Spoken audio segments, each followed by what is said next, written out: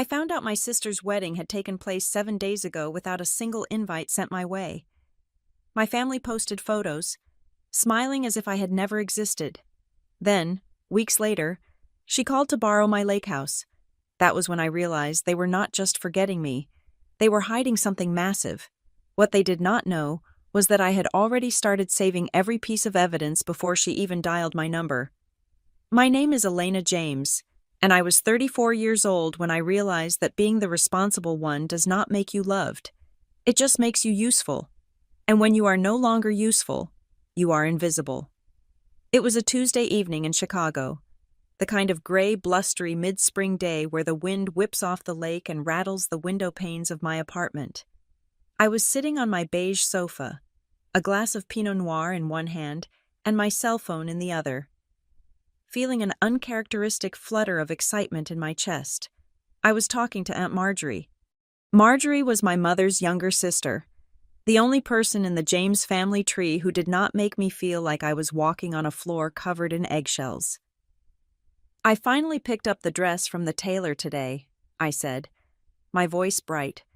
I was looking across the room at the garment bag hanging on the closet door. Inside was a navy blue silk dress, floor length, elegant but understated.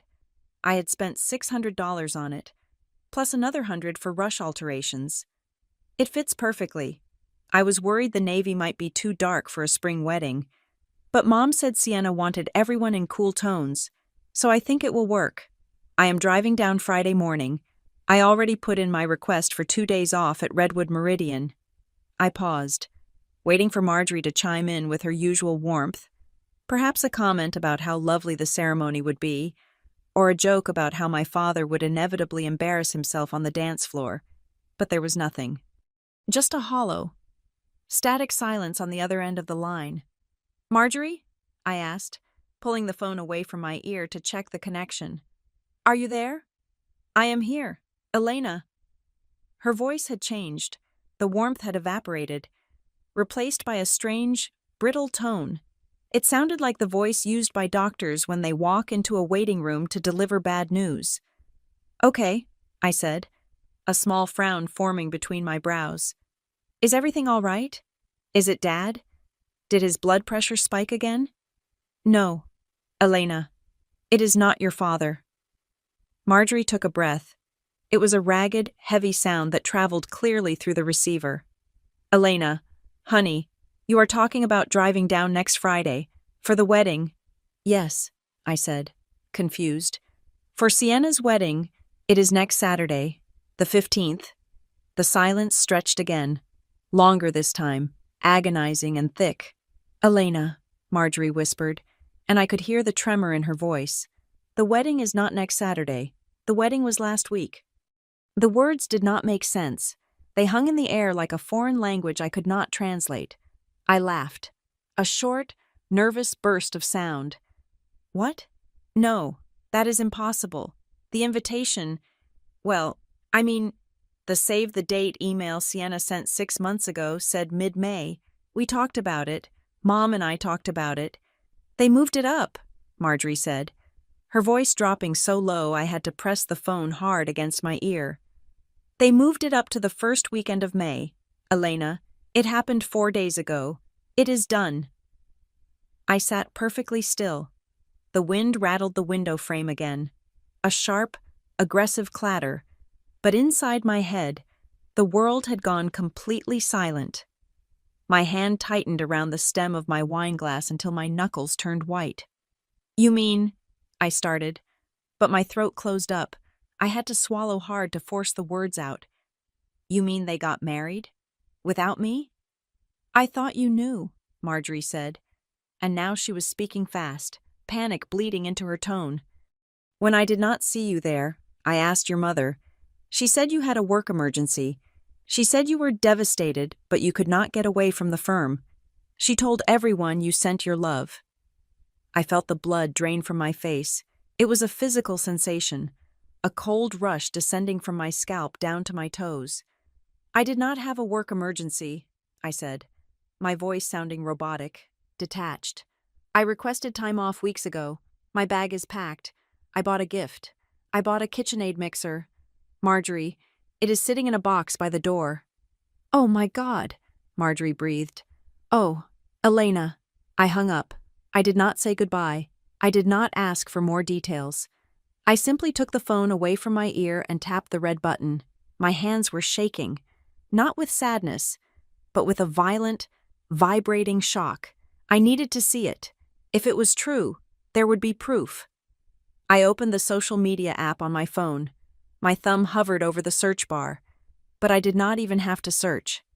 The algorithm, cruel and efficient, had already done the work for me. There it was, the first post on my feed. It was an album posted by my mother. The location tag read, Savannah, Georgia. I swiped. Photo 1. My sister, Sienna, looking radiant in white lace, standing beneath a canopy of Spanish moss with the golden afternoon sun filtering through the trees. She was laughing, her head thrown back, holding a bouquet of white peonies and eucalyptus, the exact flowers she had told me she was dreaming of when we talked on the phone 2 months ago. Photo 2. The entire family.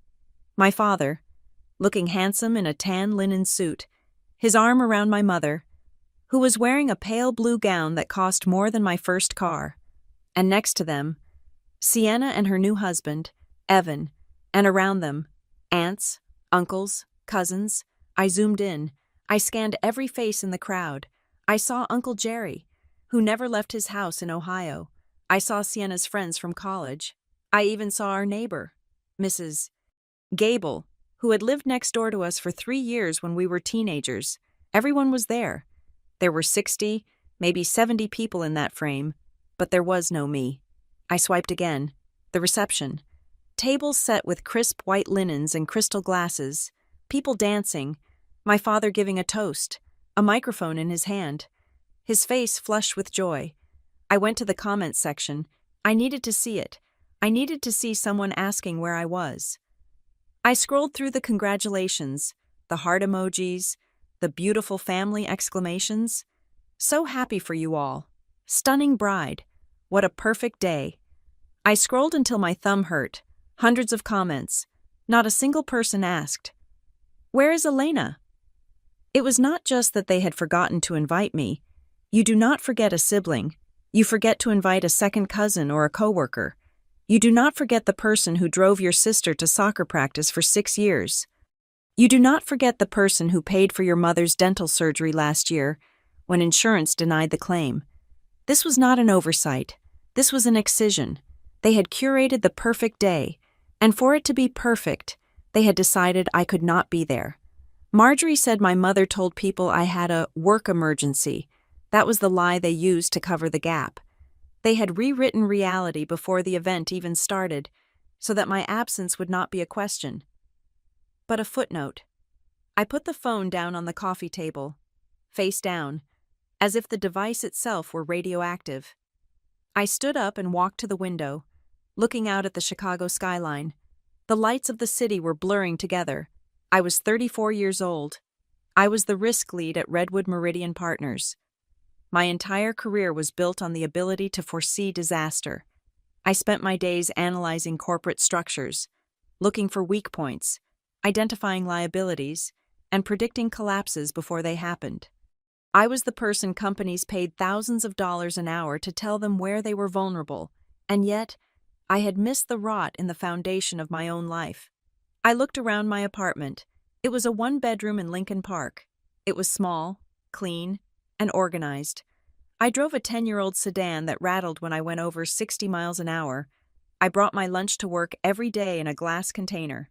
I did not take vacations to Europe like my colleagues. I did not buy designer handbags. I saved. I had been saving for 8 years. Every bonus, every tax return, every bit of surplus income had gone into one thing: the lake house.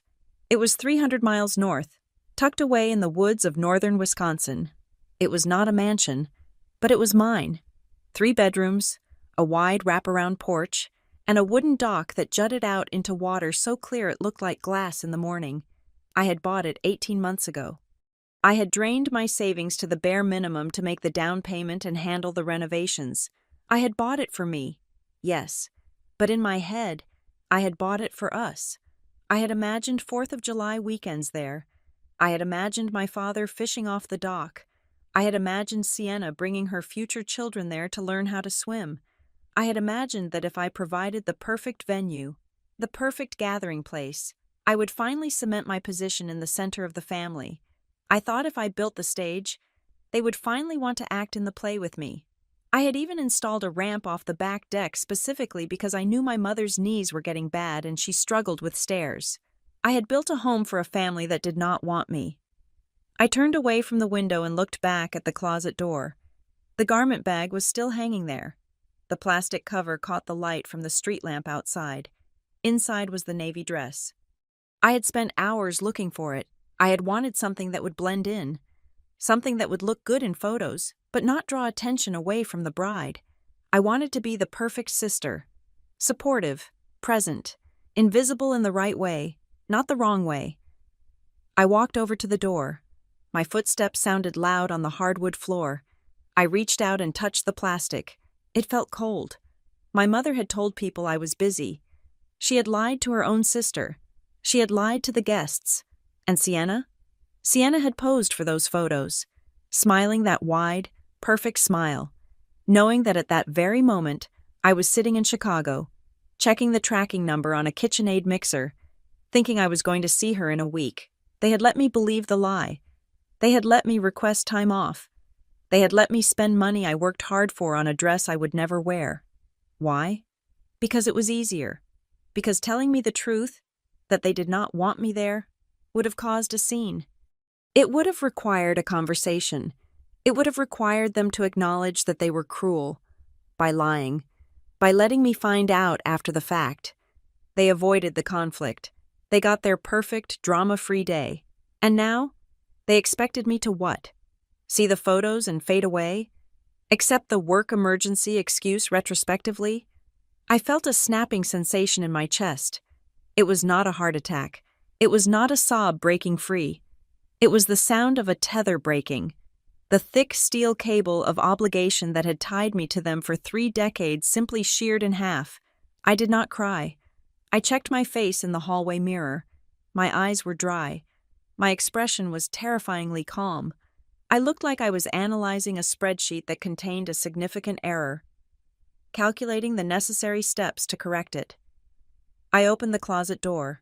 I took the garment bag with the navy dress and shoved it all the way to the back, behind my winter coats, behind the old suits I never wore. I did not want to look at it. Then I closed the door. The latch clicked, a sharp, final sound in the quiet apartment. I walked back to the coffee table and picked up my phone. I saw a text notification from my mother, sent 2 hours ago, while I was likely looking at the dress in the mirror. Hope work is going well. Honey, weather is getting nice here. We should talk soon. It was a test. She was checking to see if I knew yet. She was checking to see if the bomb had detonated. I looked at the message. I looked at the cheerful exclamation point. I did not reply. Instead, I opened my banking app. I navigated to the Scheduled Transfers tab. There it was, a monthly transfer of $400 to my parents' joint account, labeled Utilities Assistance. I had been sending it for 5 years since Dad retired. I tapped Edit. I tapped Delete Transfer. Are you sure you want to delete this recurring transfer? The app asked me. I tapped Yes. I scrolled down. The car insurance payment for Sienna's sedan, which was still under my policy because she had claimed the rates were too high for her alone 3 years ago. Cancel policy. I worked through the list. The streaming services they all used. The shared phone plan where I paid the data overages. I cut them all, one by one. Silence. I was not going to call them and scream. I was not going to demand an explanation. They wanted a life without me? They wanted a celebration where Elena James did not exist? Fine. I would give them exactly what they wanted. I would grant them their wish with a precision that would leave them gasping for air. I put the phone down. The apartment was dark now. The only light came from the city outside, cold and indifferent. I sat there in the gloom, feeling the anger settle into my bones, hardening into something durable, something heavy and sharp. They thought they had just skipped a guest. They did not realize they had just declared war. I took a sip of the wine. It had gone warm. but I drank it anyway. I had a lot of work to do. The phone felt heavy in my hand, like a stone I had picked up from the bottom of a river. It was Wednesday evening, 24 hours after my conversation with Aunt Marjorie, 24 hours of silence from the people who had given me life. I had spent the day at work, moving through meetings like a ghost, my body present in the conference room, while my mind was 300 miles away in Savannah, dissecting photos I was never meant to see. I dialed my parents' landline. I knew they would be home. They were creatures of habit, and the post-dinner hour was sacred for television and tea. My mother answered on the second ring. "Hello?" Her voice was bright, airy, completely devoid of the tension that had been strangling me all day. "Hi, Mom," I said. I kept my voice neutral. I wanted to give her a chance. I wanted to see if she would bring it up. I wanted to see if the guilt would force her to speak first. "Elena." "Oh, honey, good timing," she chirped. "I was just sitting down. Your father is dozing in the recliner. Lord, I am still exhausted. You know how it is. We are completely wiped out from the weekend. I feel like I could sleep for a week. The humidity down there really does a number on your joints, doesn't it?" I froze. My grip on the phone tightened. She was talking to me about the weather in Savannah. She was complaining about the fatigue of a wedding I was not at, speaking to me as if I had been standing right there next to her, fanning myself in the Georgia heat. It was a level of denial so absolute it felt psychiatric. "Mom," I said, cutting through her description of the humidity. "I wasn't there." The line went quiet, not the shocked silence of a person realizing a mistake, but the annoyed silence of a person who has been interrupted during a favorite song. "Oh, Elena," she sighed. The brightness vanished, replaced by a tone of weary exasperation. "Please, let's not do this tonight. I am tired." "Let's not do what?" I asked. My voice remained steady, but my heart was hammering against my ribs. "Let's not acknowledge that you married off your youngest daughter and pretended I didn't exist. You are talking to me about how tired you are from the wedding. You didn't invite me." "Mom." "There you go," she said, and I could hear the eye roll in her voice. "I knew you would make this into a production. This is exactly why we didn't want to get into it beforehand. You have this way of spiraling. Elena, you take one thing and you twist it until it becomes a catastrophe." "I am spiraling?" I repeated, incredulous. "I found out yesterday from Aunt Marjorie. I had a dress hanging on my door. I had time off approved. You let me believe it was next week." "Because we wanted peace." My father's voice boomed from the background. He must have picked up the extension in the den. "We wanted one day, Elena, just one day where we didn't have to walk on eggshells. Sienna deserved a day that was about her joy, not your intensity." The word hung in the air. Intensity. "My intensity?" I asked. "Dad, I have never caused a scene at a family event in my life. I organized your 50th anniversary party. I handled the catering for Grandma's funeral. When have I ever ruined a day?" "It is not about ruining it on purpose," my mother interjected, her voice soothing now, explaining a difficult concept to a slow child. "It is your energy, honey. You are so analytical. You are always watching, judging, assessing everything. It makes people nervous. Sienna told me she just couldn't relax thinking about you standing there, analyzing the cost of the flowers or critique the seating chart. You have this heavy, judgmental energy. It sucks the air out of the room." I sat down on my kitchen floor. My legs simply gave out. They were rewriting history in real time. I was the risk lead at a major firm. Yes, I was analytical. Yes, I was observant. That was how I protected people. That was how I saved my clients millions of dollars. That was how I caught the error in my father's medical billing 2 years ago that would have cost them $5,000. "I don't judge," I said, my voice quiet. "I help. I fix things." "And that is the problem," my father said, his voice gruff. "You always think something needs fixing. You think you are the smartest person in the room, and it stresses everyone out. Sienna wanted a happy, light vibe. She didn't want to look out into the audience and see you doing risk assessment on her marriage vows. So you lied to me, I said. You lied to me for months. We didn't lie, my mother said, offended. We just withheld the specifics to protect everyone's feelings. And honestly, Elena, look at how you are reacting. You are proving us right. If we had told you, you would have argued. You would have presented a 12-point plan on why you should come. We just wanted to avoid the drama. And now, here you are, bringing the drama anyway. Can't you just be happy for your sister? Can't you just move on? Move on, I echoed. Yes, it is done. They are married. It was beautiful. We can't go back and change it. So why dwell on it? Let's just move forward. We can do a nice family dinner when you come up to the lake house in the summer. Just us. Low pressure. The lake house.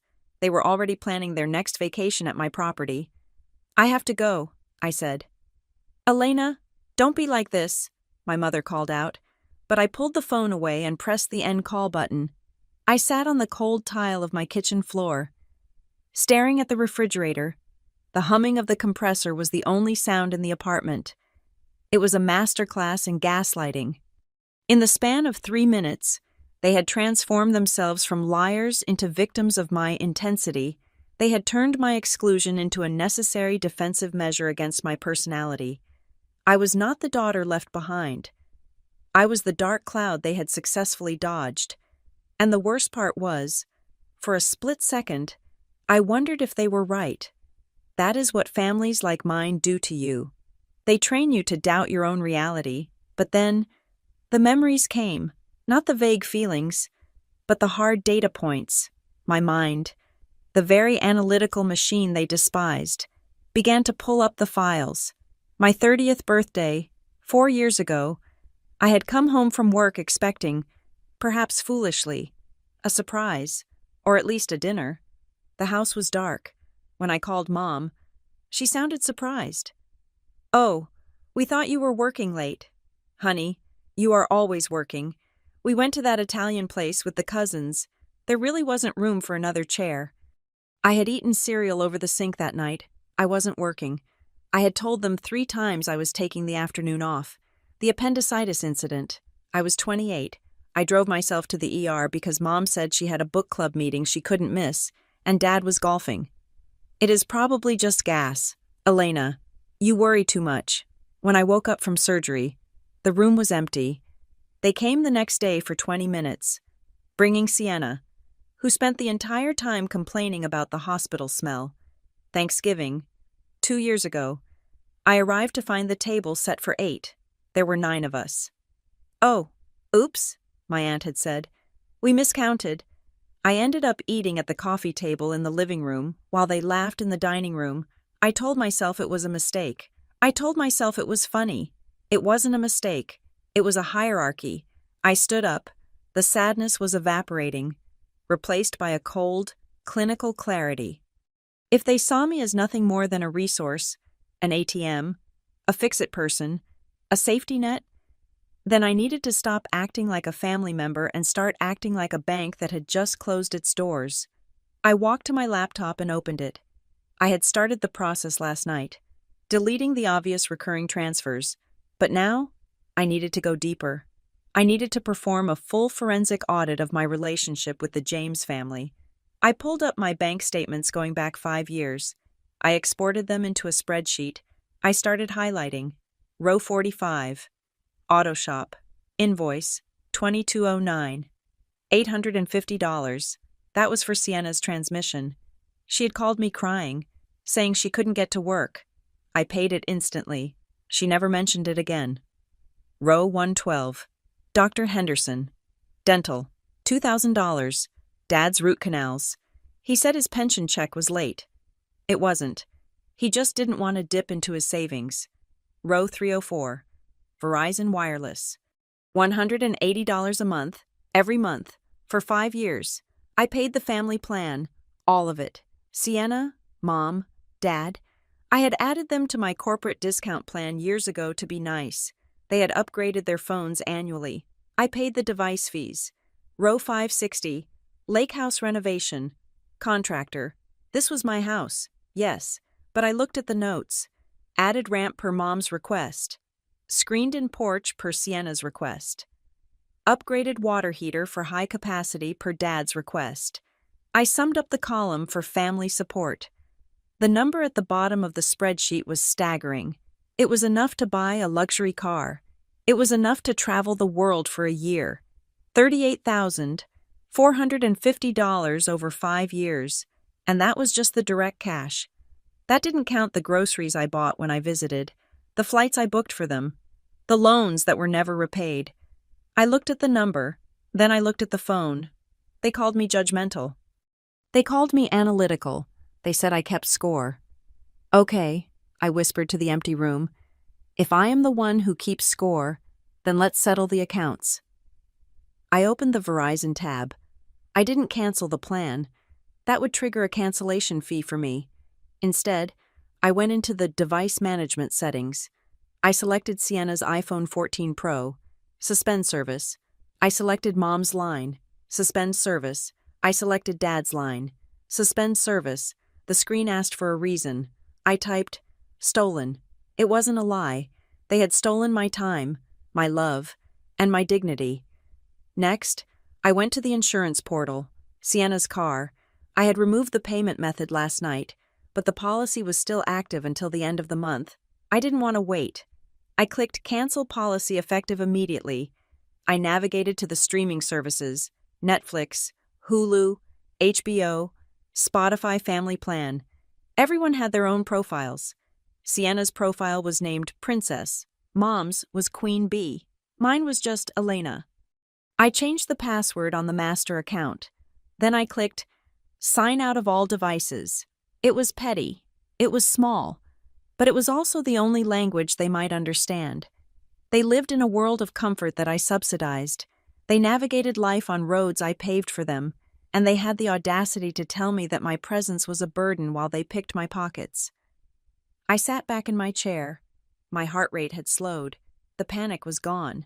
I looked at the clock. It was 8:30 in the evening. In about 15 minutes.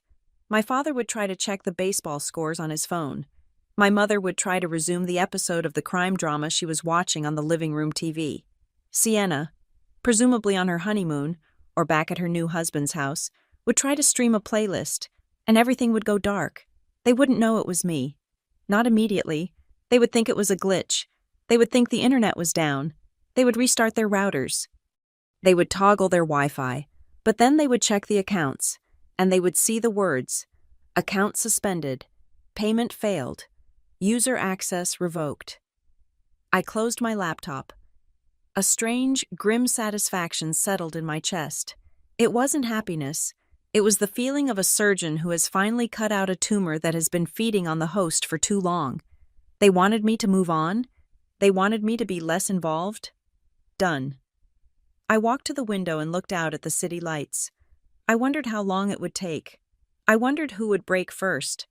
I wondered if they would have the nerve to call me back tonight, after telling me I was too intense, to ask why their HBO wasn't working. I stood there, waiting. But the phone didn't ring, not yet. They were still in the dark, in more ways than one. And for the first time in my life, I wasn't rushing to turn the lights back on for them.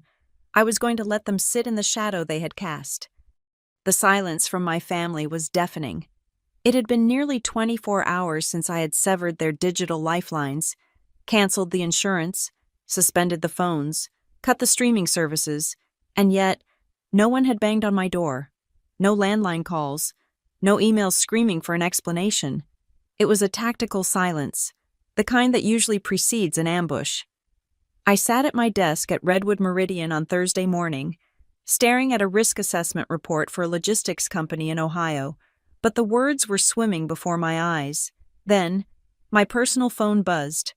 It was not a notification of a blocked call from my mother. It was a text from Aunt Marjorie. Meet me. Daisy's Diner on Route 41. 1 hour. There is something you must know. Please come alone. My stomach turned over. Marjorie was not dramatic. She was the family's peacekeeper, the one who smoothed over ruffled feathers and baked casseroles when someone was sick. For her to send a message like that, cryptic and urgent, meant the ground had shifted. I told my assistant I had a family emergency, a phrase that felt increasingly ironic, and left the office. The drive to the suburbs took 45 minutes. The sky was a bruised purple, threatening a storm that hadn't quite broken yet. Daisy's Diner was a relic from the 80s, all chrome and faded red vinyl, smelling faintly of burnt coffee and bacon grease. I found Marjorie in a booth at the far back, away from the windows. She was wearing a raincoat even though it wasn't raining yet, and she had a thick manila envelope resting on the table in front of her. Her hands were wrapped around a mug of tea, and I could see them trembling. "Marjorie?" I slid into the booth opposite her. "Is Dad okay? Is it a health thing?" She looked up, and her eyes were red-rimmed. She looked older than she had on the phone 2 days ago. She looked burdened. "Your father is fine, Elena," she said, her voice barely a whisper. "Physically, at least, he is furious about the phones. Of course, he spent all morning yelling at the poor customer service representative on the landline. But that is not why I asked you here." She pushed the tea mug aside and placed her hand on the envelope. She didn't open it yet. She just held it down, as if she was afraid it might fly away. "I need to tell you something first," she said. "About the wedding, I cannot let you go on thinking it was just carelessness, or that it was just your mother being difficult." I stiffened. "They said it was my energy. They said I am too intense." Marjorie let out a short, bitter laugh. "Intensity has nothing to do with it. Elena, I was at Sienna's bridal shower last month. You weren't invited to that either. Obviously, they told you it was a small lunch with just the bridesmaids. It wasn't. It was 30 people. I felt the familiar sting, but I nodded. "Okay." "Sienna had a few mimosas," Marjorie continued, "and one of her friends asked why you weren't there. Sienna didn't just brush it off. She got angry. She stood up and said, 'I do not want her here. I do not want her at the wedding. Looking at Elena makes me feel like a failure.'" I blinked. "A failure? I have paid her bills for 5 years. I have fixed her car. I have never criticized her." "That is exactly it," Marjorie said, leaning in. "She looks at you. You have your own career. You bought that lake house with your own money. You are independent, and she hates it. She hates that she needs you, and instead of being grateful, she resents you for being the one who has it together. She wanted a wedding where she didn't have to look at the person who reminds her that she is still living off her parents and her big sister." It made a sick kind of sense. It was the logic of a narcissist. You destroy the mirror so you don't have to see your own reflection. "Okay," I said, my voice steady, though my hands were cold. "So she hates me because I am competent. I can live with that. Marjorie, I can mourn that relationship and move on. Is that what you wanted to tell me?" "No," Marjorie said. "That is the emotional part. That is the part that hurts your heart. But this," she tapped the envelope, "this is the part that could hurt your freedom, or theirs." She slid the envelope across the greasy table toward me. "You know how your grandfather Arthur died 3 years ago?" she said. "Yes, heart failure. And you know the will. Everything went to your mother and me, divided 50-50. That is what we were told. That is what was probated." "Right," I said, reaching for the envelope. "Mom said Grandpa didn't leave anything for the grandkids because he wanted to keep it simple." "That is what your mother told you," Marjorie said. "But Arthur and we talked a lot in those last few months. He was worried about you." "Elena." "He saw how they treated you. He saw you paying for things even back then. He told me, Elena is the trustworthy one, but she is the one they overlook. I want to make sure she has a cushion." I froze, my hand halfway to the clasp of the envelope. "What do you mean?" "Open it." I undid the metal clasp and pulled out a stack of papers. They smelled old, like dust and cedar. The top document was a letter from a law firm in Milwaukee. It was addressed to me, Elena James, but the address on the letter was not my apartment in Chicago. It was my parents' address, the house where I hadn't lived for 12 years. Notice of trust distribution. I scanned the letter. It was dated 2 years and 4 months ago. "Dear Ms. James, per the instructions of the late Arthur J. Miller, This letter is to inform you of the existence of the Elena Marie James Trust, funded in the amount of $75,000. I gasped. The air left my lungs in a sharp hiss. $75,000? Keep reading, Marjorie said grimly. I flipped to the next page. It was a bank statement, a trust account opening statement. Then, a withdrawal slip, dated 2 months after the first letter. The entire balance, $75,000, minus some administrative fees, had been liquidated and transferred. I stammered. I never saw this. I never signed for this. How could they move the money without me? Look at the third page, Marjorie said. I turned the page. It was a document titled Specific Power of Attorney. It granted authority to manage, disperse, and close the trust account. And at the bottom, on the signature line, was my name, Elena M. James. I stared at the ink. The signature was looped, confident. It had the same slant as my handwriting. It had the same distinctive way I crossed my T's, with a slight upward flick at the end, to a bank teller, to a lawyer who didn't know me. It would look perfect. But I knew my hand, and I knew I had not been in Illinois on that date. I checked the date stamp. October 12th, 2 years ago. I was in London for a risk management conference. I had the passport stamps to prove it. This is a forgery, I said. The words tasted like ash. This is not my signature. I found these in your father's filing cabinet, Marjorie whispered. I went over there this morning to check on them because I was worried about the phone situation. Your dad was on the other line. He went to the neighbor's house to call the phone company. I saw the folder on his desk. He must have pulled it out recently. Maybe he was worried you would go looking for things now that you are angry. Who signed this? I asked, looking up at her. Was it Mom? Was it Sienna? I do not know, Marjorie said. But look at where the money went. I looked at the transfer receipt attached to the back of the packet. The $75,000 had been wired to an account under the name Lakeside Holdings, LLC. Lakeside Holdings? I frowned.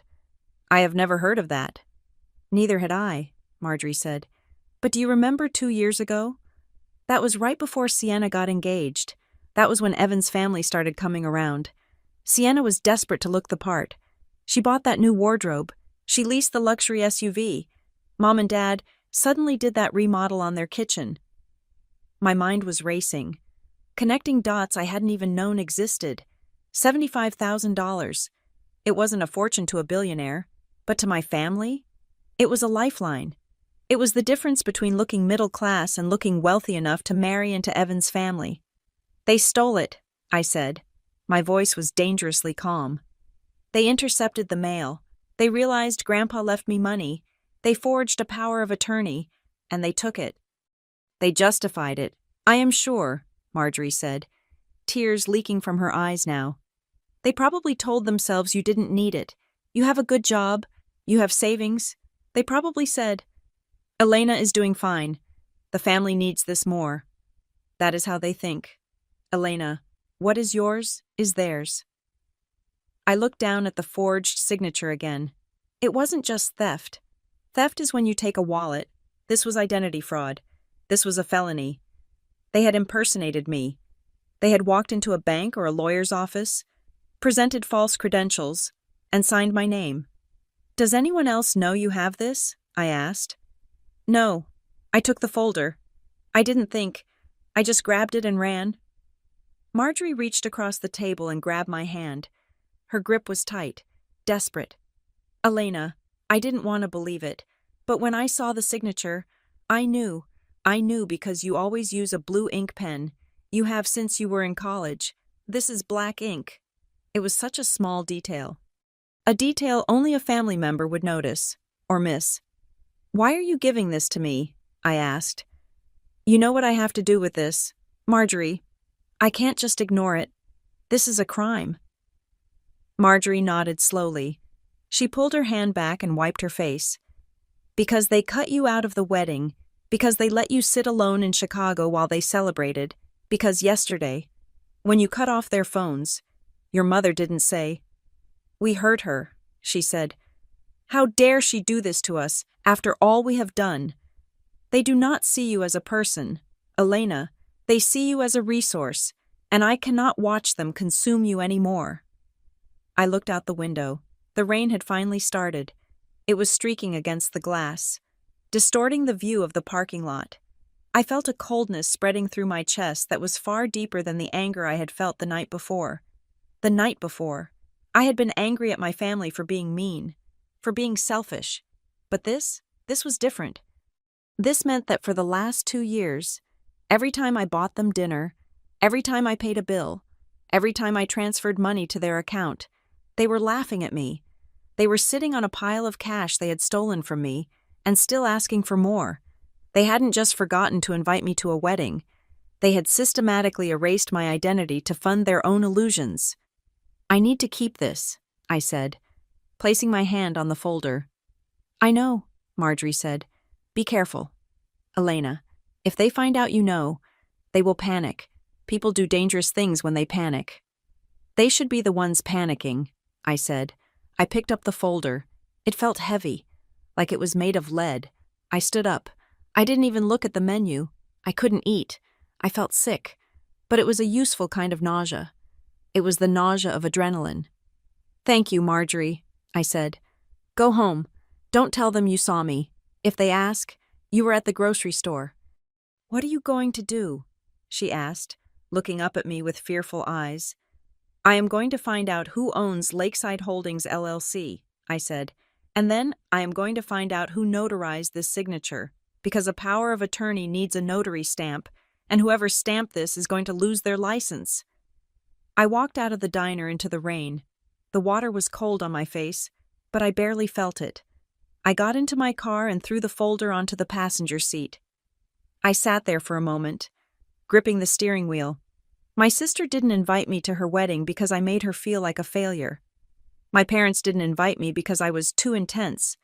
But the truth was much simpler and much darker. They didn't invite me because it is very hard to look someone in the eye when you are spending their inheritance on the champagne toast. I started the engine. I wasn't going back to the office. I was going to the bank. And then, I was going to call a lawyer.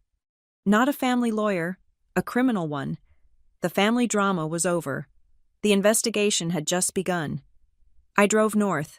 The city of Chicago dissolved in my rearview mirror, fading from a skyline of steel and glass into the endless gray sprawl of the suburbs, and finally, into the dark, rhythmic blur of the Wisconsin tree line. It was a 300-mile drive to the lake house. Usually, I listened to podcasts or audiobooks on this route. Today, I drove in silence. The only sound was the hum of the tires on the asphalt and the occasional rattle of the wind against the side of my old sedan. I needed to be where they were not. I needed to be in the one place that was exclusively mine. The apartment in the city felt contaminated now. It was filled with objects I had bought while thinking of them. The extra wine glasses for when Mom visited. The sofa bed I had upgraded specifically so Dad would be comfortable. But the lake house? The lake house was different. It was my sanctuary. It was the physical manifestation of 8 years of missed happy hours, packed lunches, and overtime shifts. I arrived just as the sun was beginning to dip below the horizon, painting the sky in bruises of purple and charcoal. The house sat quiet among the pines. It was a modest structure, cedar-sided with a dark green roof, overlooking a small, private inlet of the lake. I unlocked the front door and stepped inside.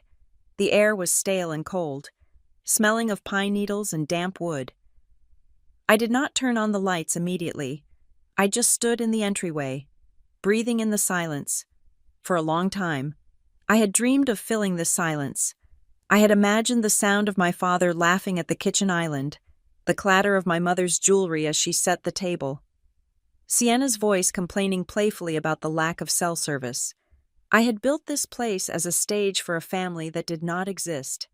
Now, standing in the dark, I realized the silence was not a void. It was a shield. I walked into the living room and threw my keys on the table.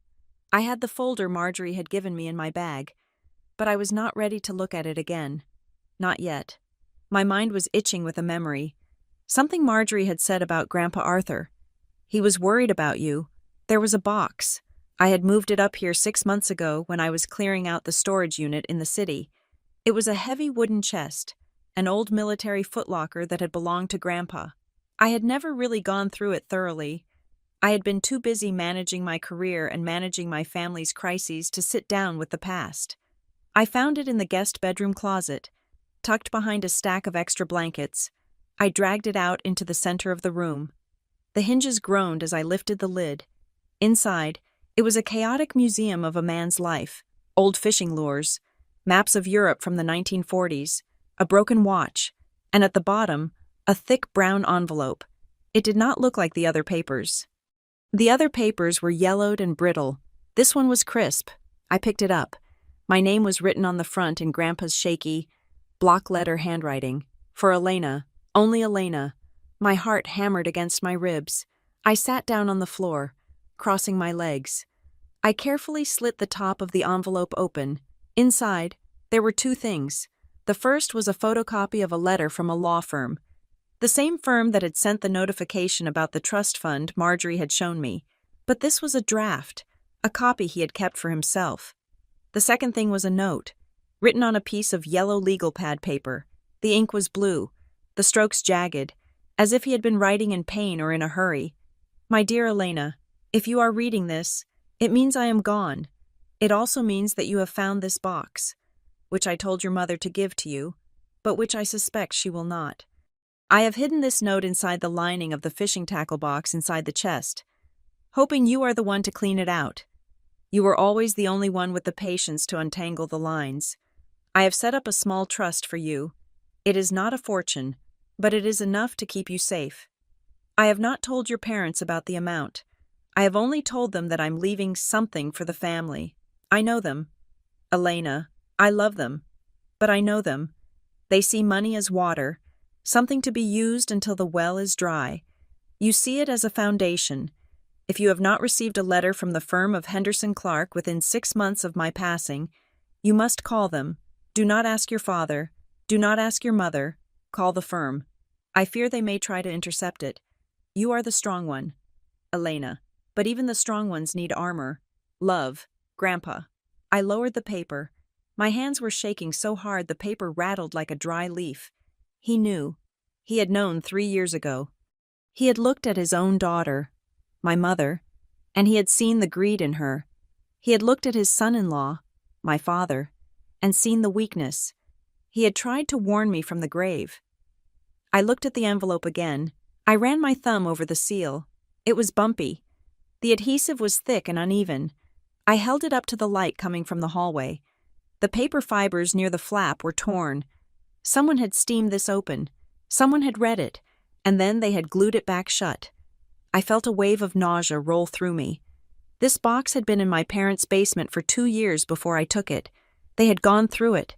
They had found the note. They had read his warning, and they had ignored it. No, they hadn't just ignored it. They had taken it as a challenge. They had read his fear that they would steal from me, and they had decided to prove him right. They had seen the name of the law firm in this letter, and that was likely how they knew where to send the forged power of attorney. Grandpa had given them the map to the treasure he meant for me, and they had used it to rob me. I stood up, the papers clutched in my hand. The sadness was gone. It was replaced by a cold, sharp fury. It was the kind of anger that clears your sinuses and sharpens your vision. I needed to preserve this. This was evidence. I walked to the kitchen and turned on the overhead lights. I laid everything out on the island. Marjorie's file, Grandpa's letter, the envelope with the resealed flap. I took out my phone. I photographed every page. I made sure the lighting was clear. I captured the texture of the glue on the envelope. I captured the dates. I captured the shaky signature of my grandfather. Then, I opened my laptop. I created a new folder on a secure cloud storage service. I named it Project Lighthouse. I uploaded every photo. I encrypted the folder with a password that was a random string of 30 characters. I did not stop there. I printed hard copies of everything on the printer I kept in the home office. I put one set in a fireproof safe in the closet. I put another set in a waterproof bag and hid it under the floorboards in the utility room. A loose plank I had discovered when I was renovating the plumbing. I was acting like a spy in a Cold War movie, but I did not feel ridiculous. I felt logical.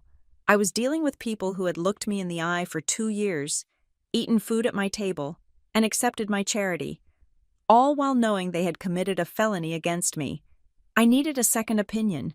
I needed someone who wasn't related to me by blood, someone whose judgment wasn't clouded by shared DNA or childhood memories. I picked up my phone and dialed Tessa Vaughn. Tessa was a litigation attorney in Chicago. We had been friends since college. She was the kind of person who wore stilettos to court and made grown men cry on the witness stand. She had zero tolerance for nonsense and even less for sentimentality. She answered on the first ring. "James, it is 8 o'clock on a Thursday. You are either drunk or in trouble. Which is it?" "I am at the lake house," I said. My voice sounded strange to my own ears, flat, devoid of inflection. "Okay," Tessa said, her tone shifting immediately. She knew I never went to the lake house midweek. "What happened?" "I need you to listen to me for 5 minutes. Do not interrupt. Just listen to the facts." "Go?" I told her everything. I told her about the wedding I wasn't invited to. I told her about the gaslighting phone call. I told her about Marjorie. I told her about the trust fund. I told her about the power of attorney. I told her about the letter I had just found in the box. When I finished, there was silence on the line. "Tessa?" "I am just processing the sheer audacity," Tessa said. Her voice was low, dangerous. "Elena, you know what this is, right? This isn't just a family dispute. This isn't mom and dad are mean. This is grand larceny. This is forgery. This is wire fraud. Depending on how they move the money across state lines, it could be federal." "I know," I said. "No, I don't think you do," she snapped. "You are still thinking about them as your parents. You are thinking about how sad this is. I am telling you, as a lawyer, that these people are criminals. If you were a stranger, I would be telling you to call the police right now." "I can't call the police yet," I said. "I need to be sure. I need to know the full extent of it." "Elena, the power of attorney is the smoking gun. You have enough." "I don't just want the money back, Tessa," I said, looking out the window at the darkness pressing against the glass. "I want to know why, and I want to make sure they can never do it again. Marjorie said something. She said the money went to an entity called Lakeside Holdings." "Lakeside Holdings?" Tessa repeated. "Generic. Hard to trace without a subpoena." "Wait," I said. A thought struck me, a cold, sliding sensation in my gut. "Lakeside. Yeah, so?" "My house," I whispered. "My house is on a lake. It is the only significant asset I have that they know about." "Elena, check your property records," Tessa said, her voice sharp. "Right now, do you have access to the county deed registry online?" "Yes." "Do it, and check your credit report. If they had a power of attorney 2 years ago, who knows where else they used it?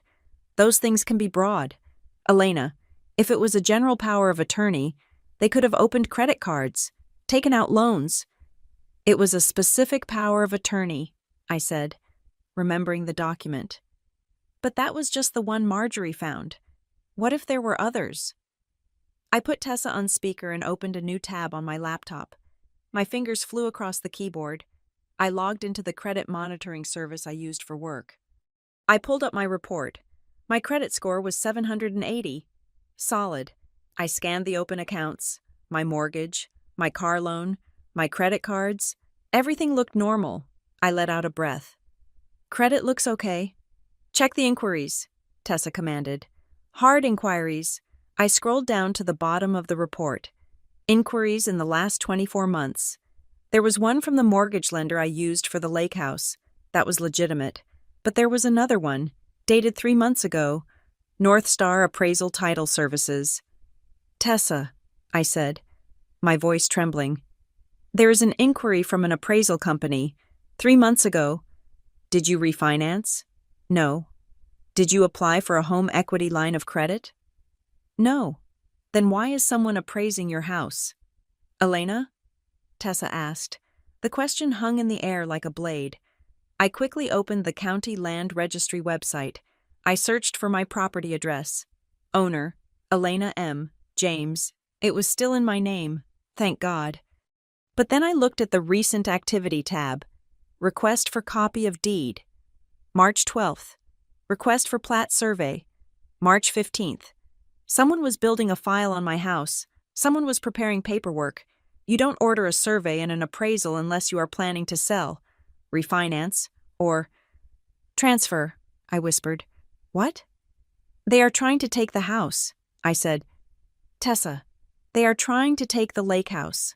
How? If they have another forged power of attorney, or if they convince a lender that they have an equitable interest. I stopped. I remembered something Evan, Sienna's new husband, had supposedly said in a group chat I was excluded from, but Marjorie had mentioned. He had called it the family lake house.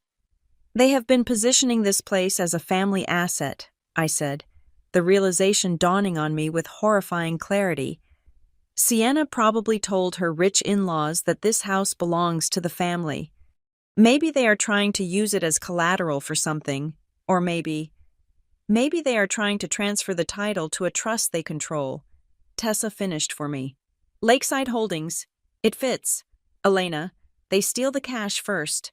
Then, when that runs out, and trust me, $75,000 doesn't last long with people like that. They look for the next meal. You are the meal. Elena. I closed my eyes. The image of my family laughing at the wedding flashed in my mind. They weren't just celebrating a marriage. They were celebrating their cleverness. They thought they had the golden goose tamed. They thought I was so desperate for their love that I would never check the locks. They are not going to get it, I said. You need to lock it down, Tessa said. File a fraud alert with the credit bureaus immediately. Put a freeze on your credit. And tomorrow, you call the county clerk and file an affidavit of identity theft regarding your deed. I will, I said. I will do all of that. And Elena? Tessa's voice softened.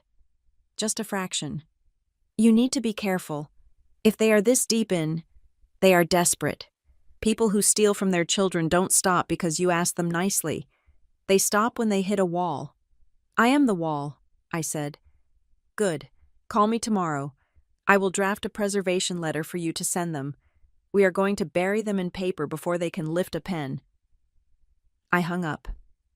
I sat in the kitchen for a long time. The wind had picked up outside, howling through the pines, whipping the waters of the lake against the dock. I stood up and put on my jacket. I needed air. I walked out the back door, down the wooden steps, and onto the path that led to the water. The air was biting cold.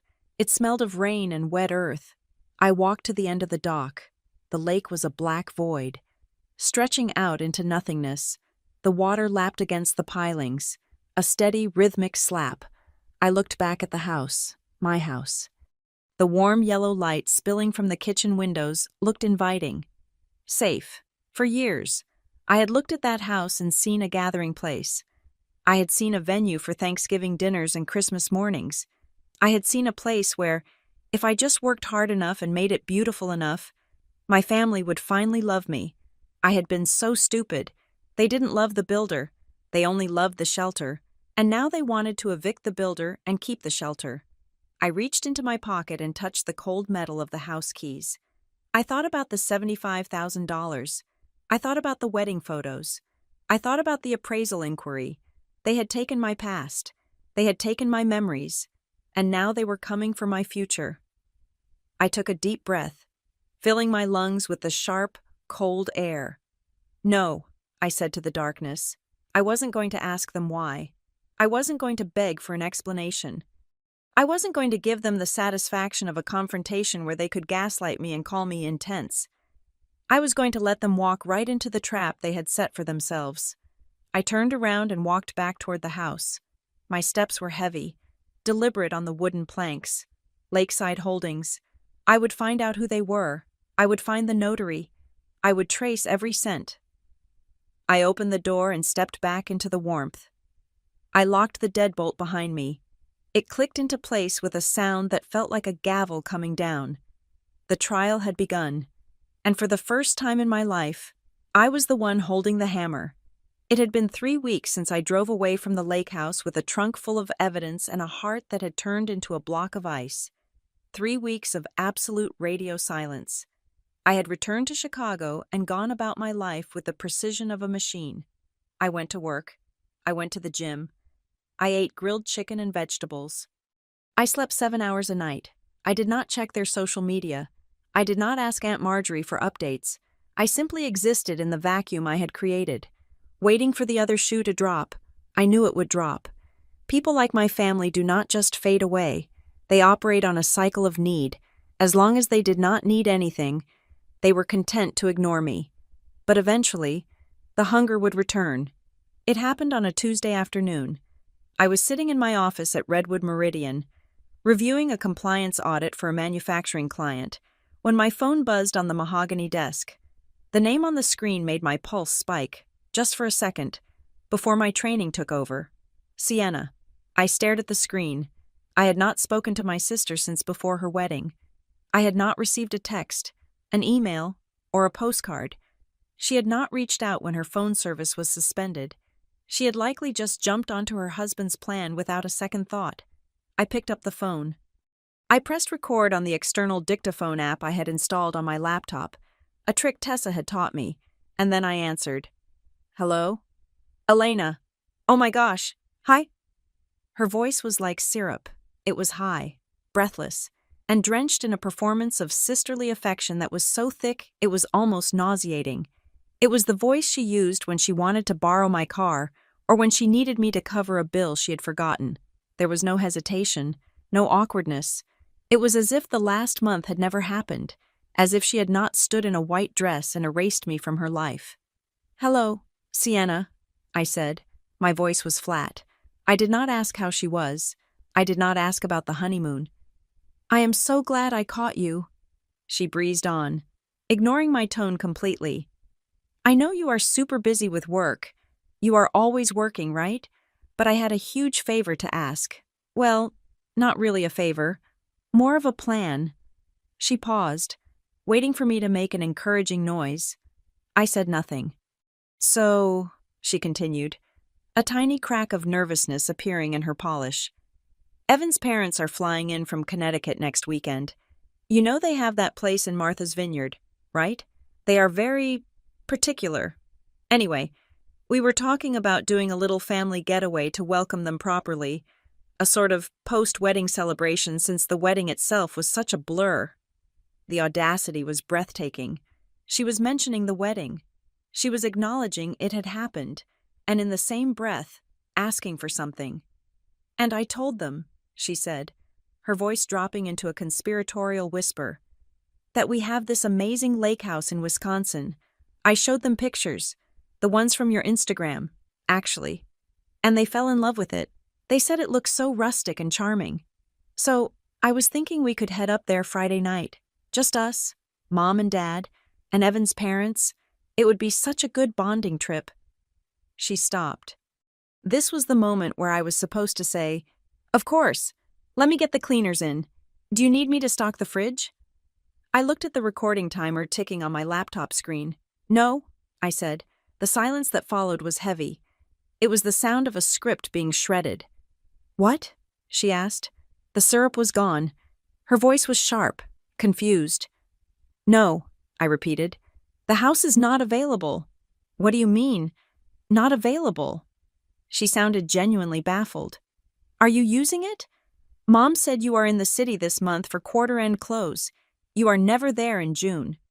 It does not matter if I'm there or not, I said calmly.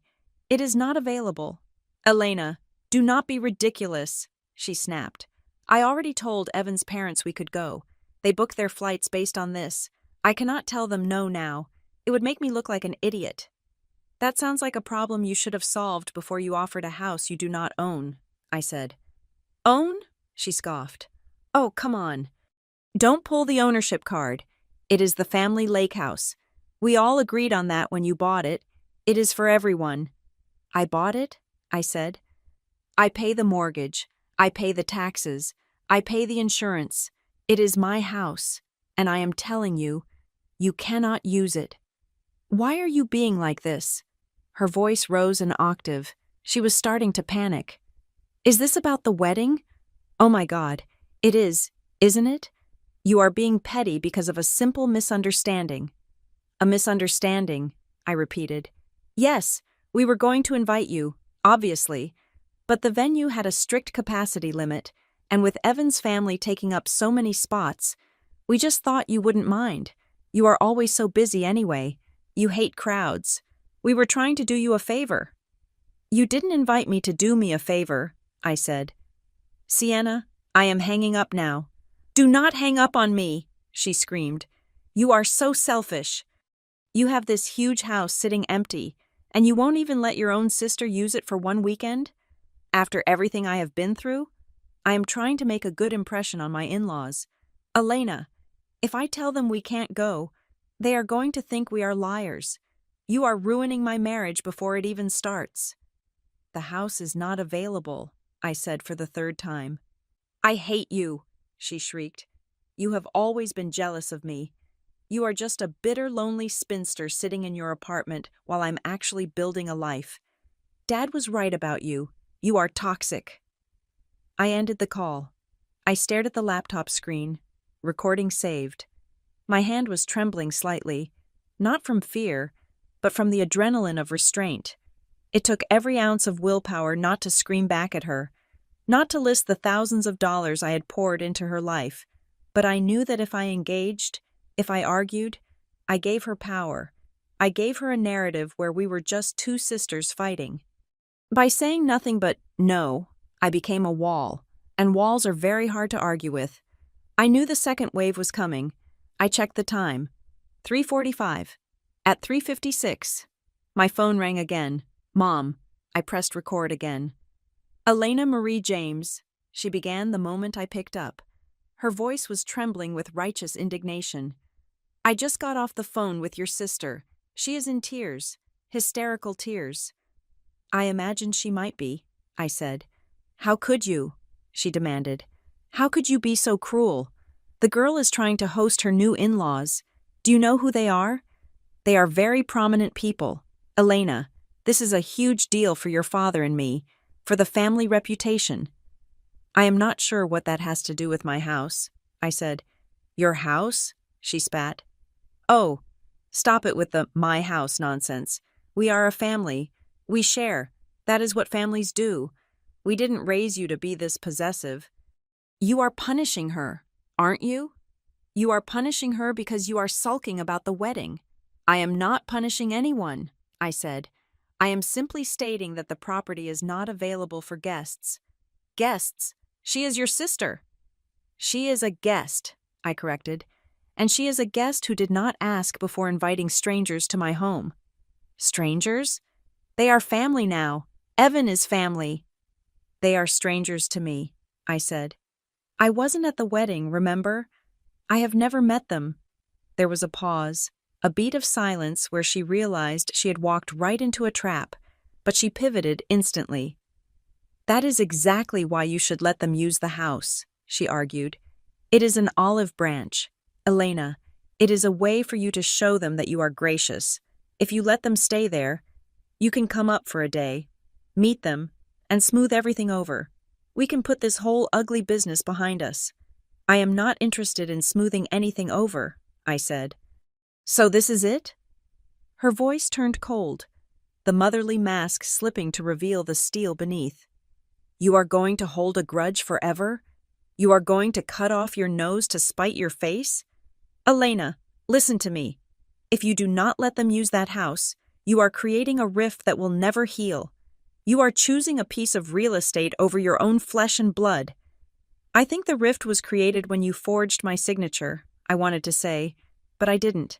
That was a card I would play in a deposition, not on a phone call. The answer is no.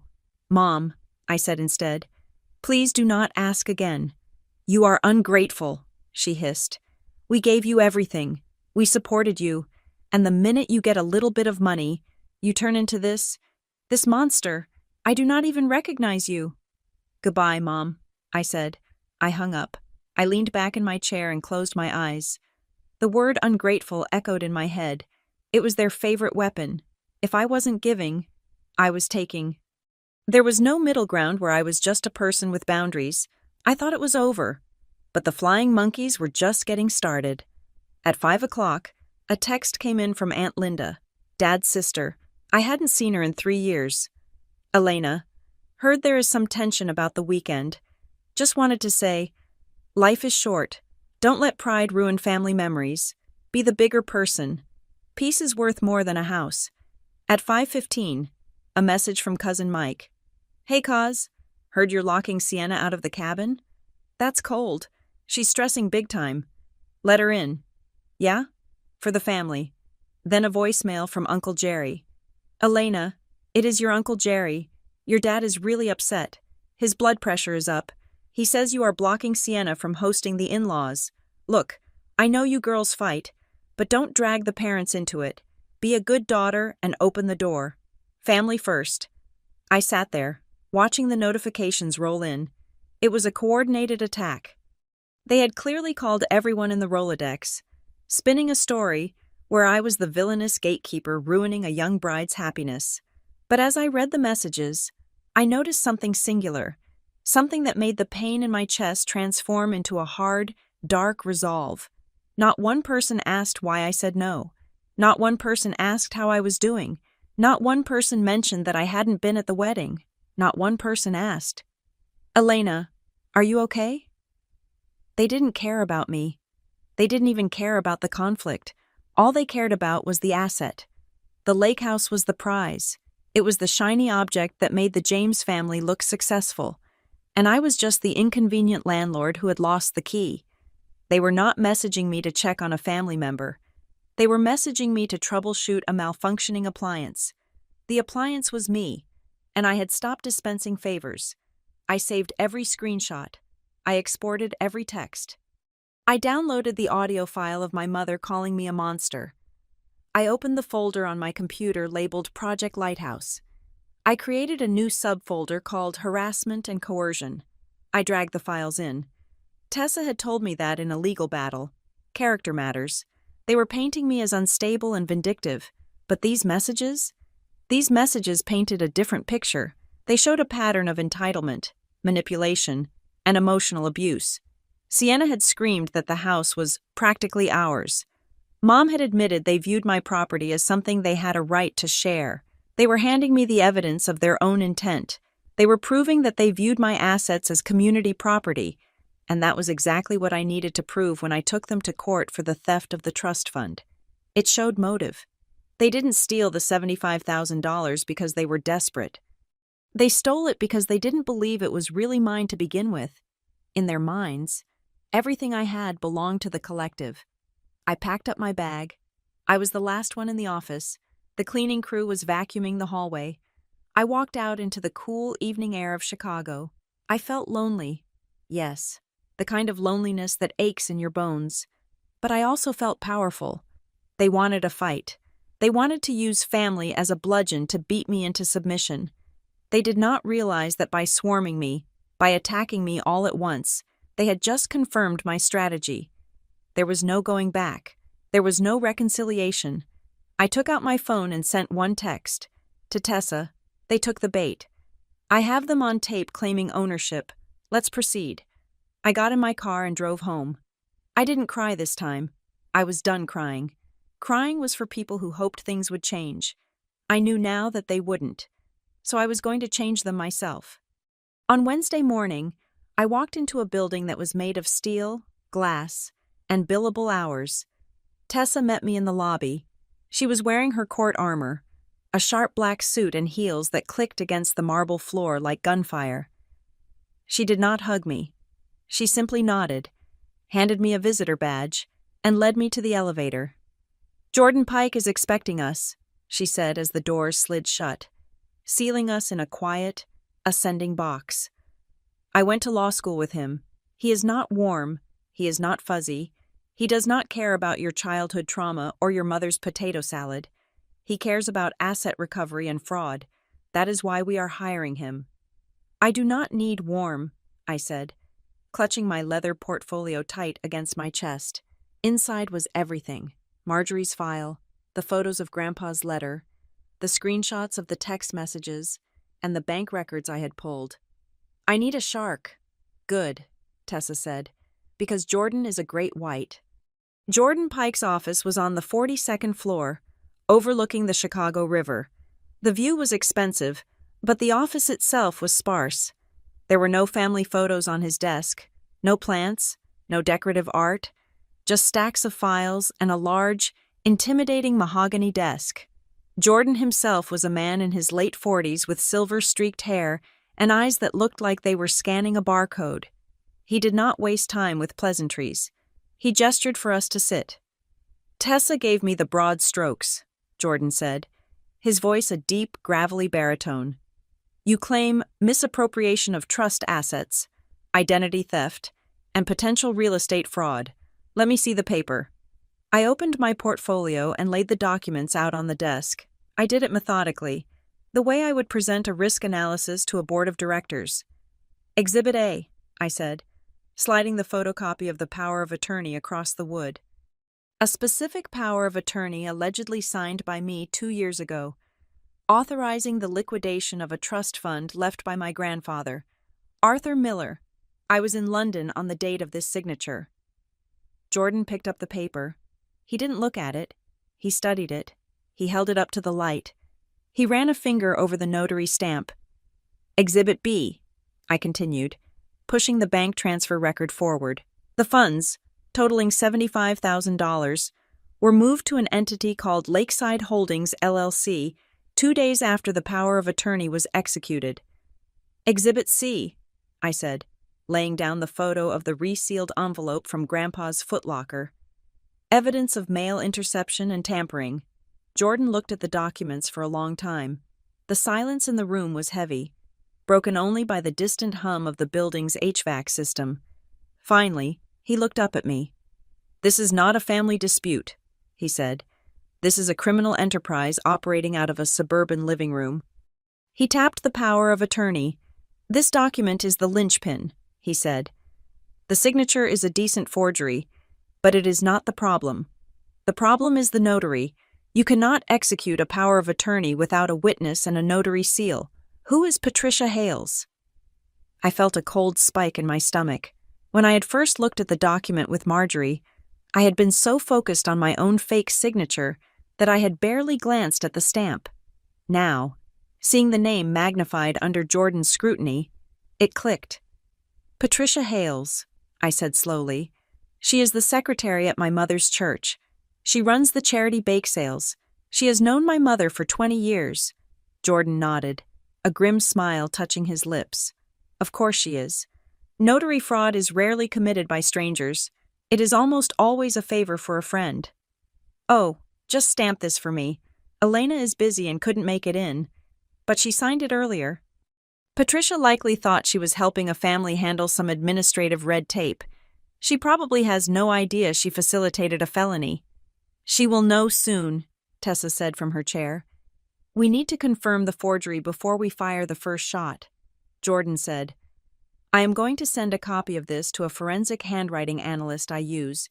He will compare it to known samples of your signature, checks, leases, your employment contract. He will write a report stating that the likelihood of this being your signature is 0. That report is our battering ram." He leaned back in his chair, tenting his fingers. "But the money is gone," Jordan said bluntly. $75,000 laundered through a shell company 2 years ago? They have spent it. You know that, right? You are not going to find a pile of cash sitting in an account waiting for you." "I know," I said. "They spent it on the wedding, on the kitchen remodel, on keeping up appearances." "So, we are not chasing the cash," Jordan said. "We are chasing leverage, and that brings us to the lake house." He pulled the credit report inquiry I had flagged, the appraisal from North Star Appraisal Title Services. "Why appraise a house you do not own?" Jordan asked, looking at me. "Why did they order this?" "They wanted to know how much equity was in it," I said. "Correct. But why? You cannot borrow against a house you do not own, unless—" Jordan paused, his eyes narrowing. "Unless they were preparing to transfer the title." They cannot transfer the title without my signature, I said. They already have your signature, Jordan corrected, tapping the fake power of attorney again. Or at least, they think they do. If this power of attorney was drafted broadly enough, or if they created a second one we haven't seen yet, they could attempt to execute a quitclaim deed. They could sign the house over from Elena James to Lakeside Holdings LLC using a power of attorney, and then borrow against it as the LLC. I felt the blood drain from my face. Can they do that? If the county clerk isn't paying attention? Yes. If the notary is their friend Patricia? Yes. It happens more often than you think. It is called title theft.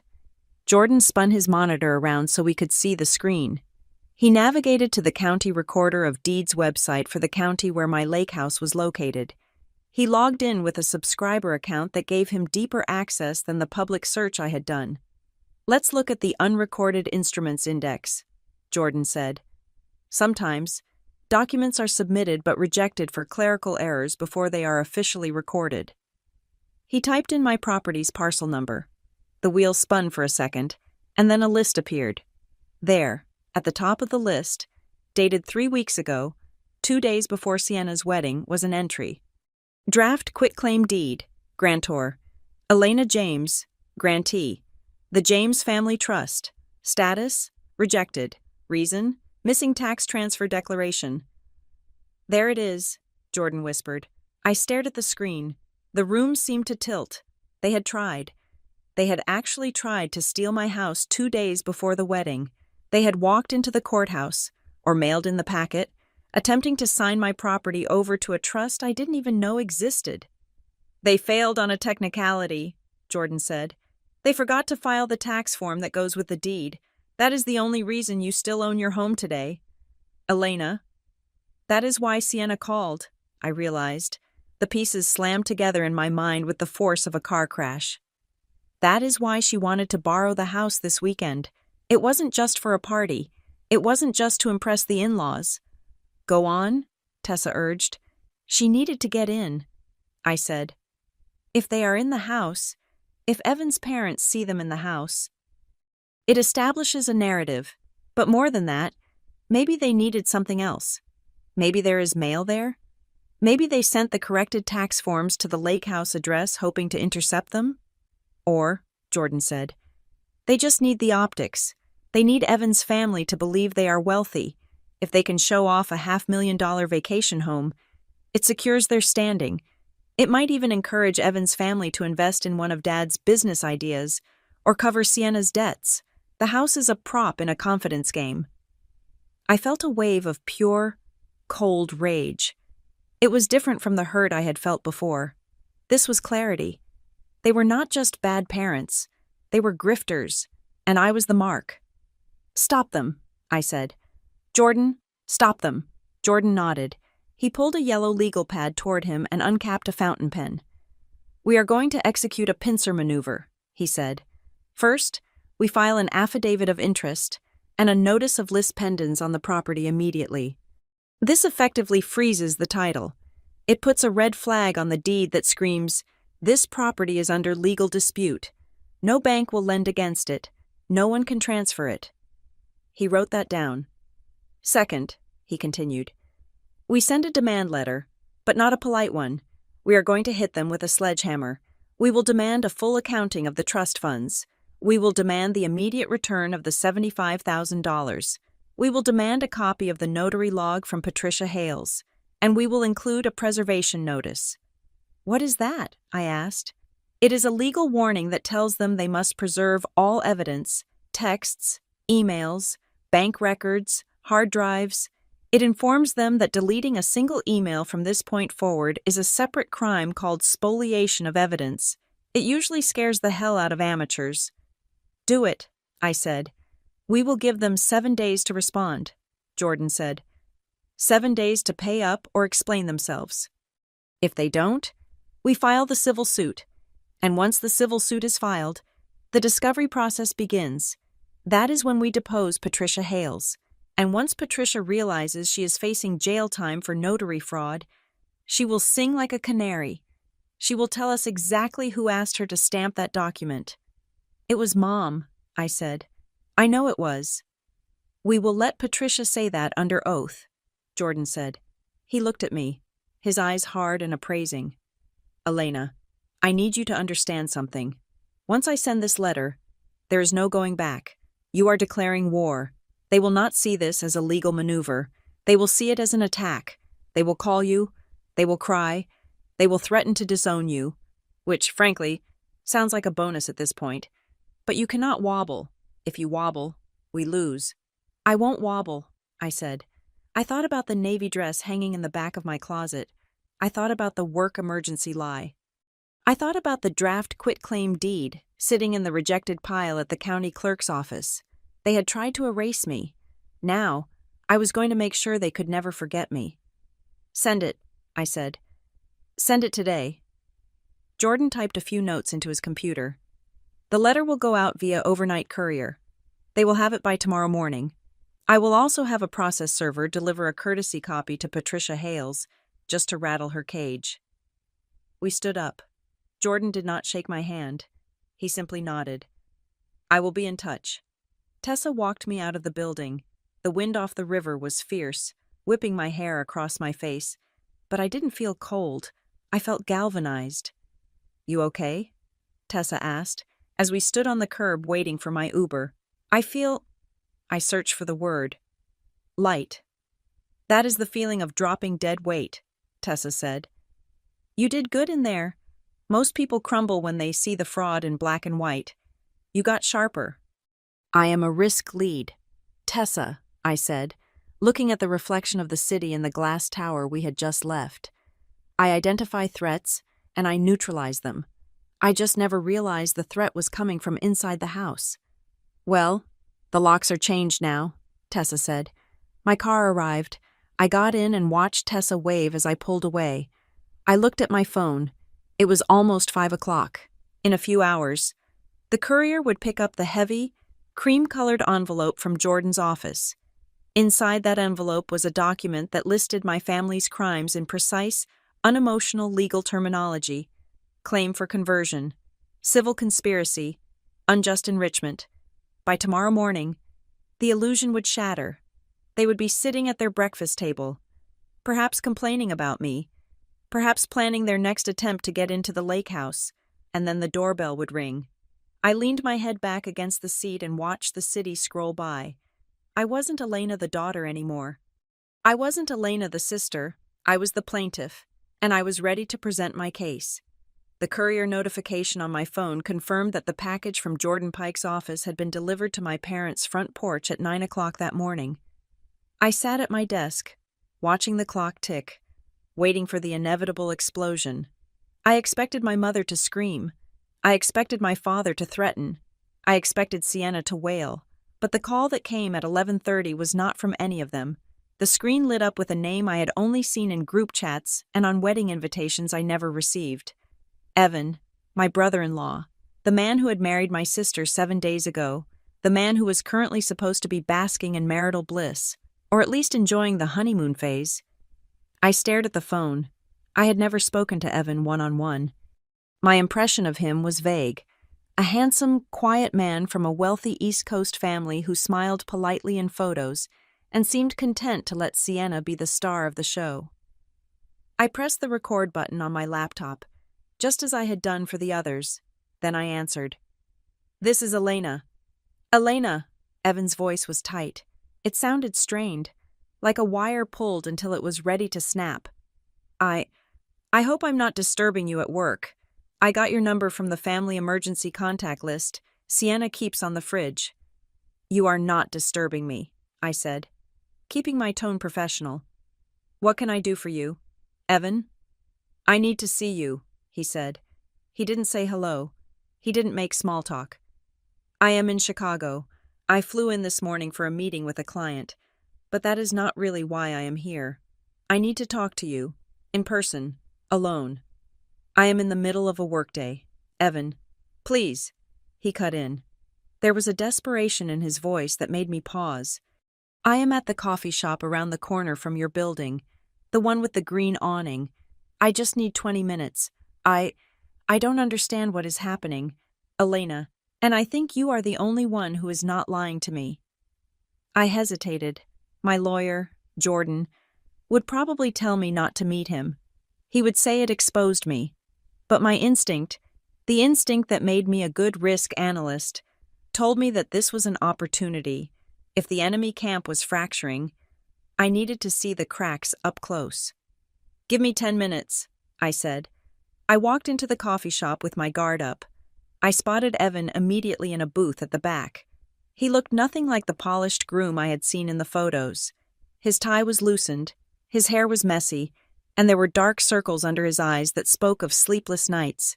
He was staring into a black coffee as if it held the secrets of the universe. When he saw me, he stood up. He looked awkward, unsure of whether to hug me or shake my hand. He settled for a stiff nod. "Thank you for coming," he said as I sat down. "You said you were confused," I said, skipping the pleasantries. "About what?" Evan looked around the shop to make sure no one was listening. Then he leaned in, lowering his voice. "The lake house," he said, "and the wedding, and everything." He took a breath. "Sienna told me you didn't come to the wedding because you have severe social anxiety. She said you hate crowds, that you get panic attacks if you are around more than 5 people. She said you begged her not to invite you because the pressure would be too much." I sat perfectly still. It was a brilliant lie. It painted Sienna as the protective, understanding sister and me as the fragile, broken recluse. It explained my absence without making them look cruel. "I see," I said calmly. "Is that what she told your family as well?" "Yes. My mother was actually worried about you. She asked if we should send you a gift basket." Evan ran a hand through his hair. "But then, 2 days ago, when you told Sienna the lake house wasn't available, Elena, I have never seen her react like that." "How did she react?" I asked. "She didn't just get mad," Evan said. "She panicked. It was visceral. She started pacing the room, hyperventilating, saying that you were doing this on purpose to humiliate her. She said, 'If we can't get in, everything falls apart.' That is a weird thing to say about a weekend trip, isn't it? Everything falls apart?" He looked at me, searching for confirmation. "My family," Evan continued. "We are practical people. We have money, yes, but we value assets. We value stability. When I met Sienna, she told me about the lake house. She talked about it constantly. She showed me photos. She described it as the family estate. She made it sound like it was something your grandfather built, something that had been in the James bloodline for generations. She said it was held in a trust that she and you managed together." I felt a cold smile tugging at the corner of my mouth. "She said we managed it together?" "Yes," Evan said. "And my parents, they were impressed. They like that kind of thing, legacy. When we planned this trip for the weekend, it wasn't just a vacation. My father wanted to see it. He wanted to see the family assets Sienna kept bringing up. He even mentioned maybe helping with some upgrades as a wedding gift. So she promised you access to a house she doesn't own," I said. And when I said no, she realized she was going to be exposed as a liar. "It is worse than that," Evan said. He reached into his briefcase and pulled out a document. It was stamped draft. "We are signing a post-nuptial agreement," Evan said. "My parents insisted on it after the wedding. Don't ask. It is a family rule. We were going back and forth on the assets list. Look at this." He slid the paper across the table. I looked at the section he had highlighted in yellow. Asset Schedule B. Sienna James. Item 4. 50% beneficiary interest in the James Family Lake House Trust. Property address, 1404, Pineview Lane, Eagle River. Item 5. Usage rights and management authority for said property. I stared at the words. It wasn't just social climbing, it was legal fraud. She had listed my house, my sole property, as her asset in a legal contract with her husband. "There is no James Family Lake House Trust," I said quietly. "There is just me, Elena James, I bought that house with my savings. I pay the mortgage. Sienna has never put a dime into it. In fact, I paid for her car insurance until 3 days ago." Evan closed his eyes. He looked like a man who had just been punched in the gut. "I knew it," he whispered. "I knew something was wrong." "Why?" I asked. "What else happened?" Evan opened his eyes. They were hard now. The confusion was fading, replaced by the sharp edge of betrayal.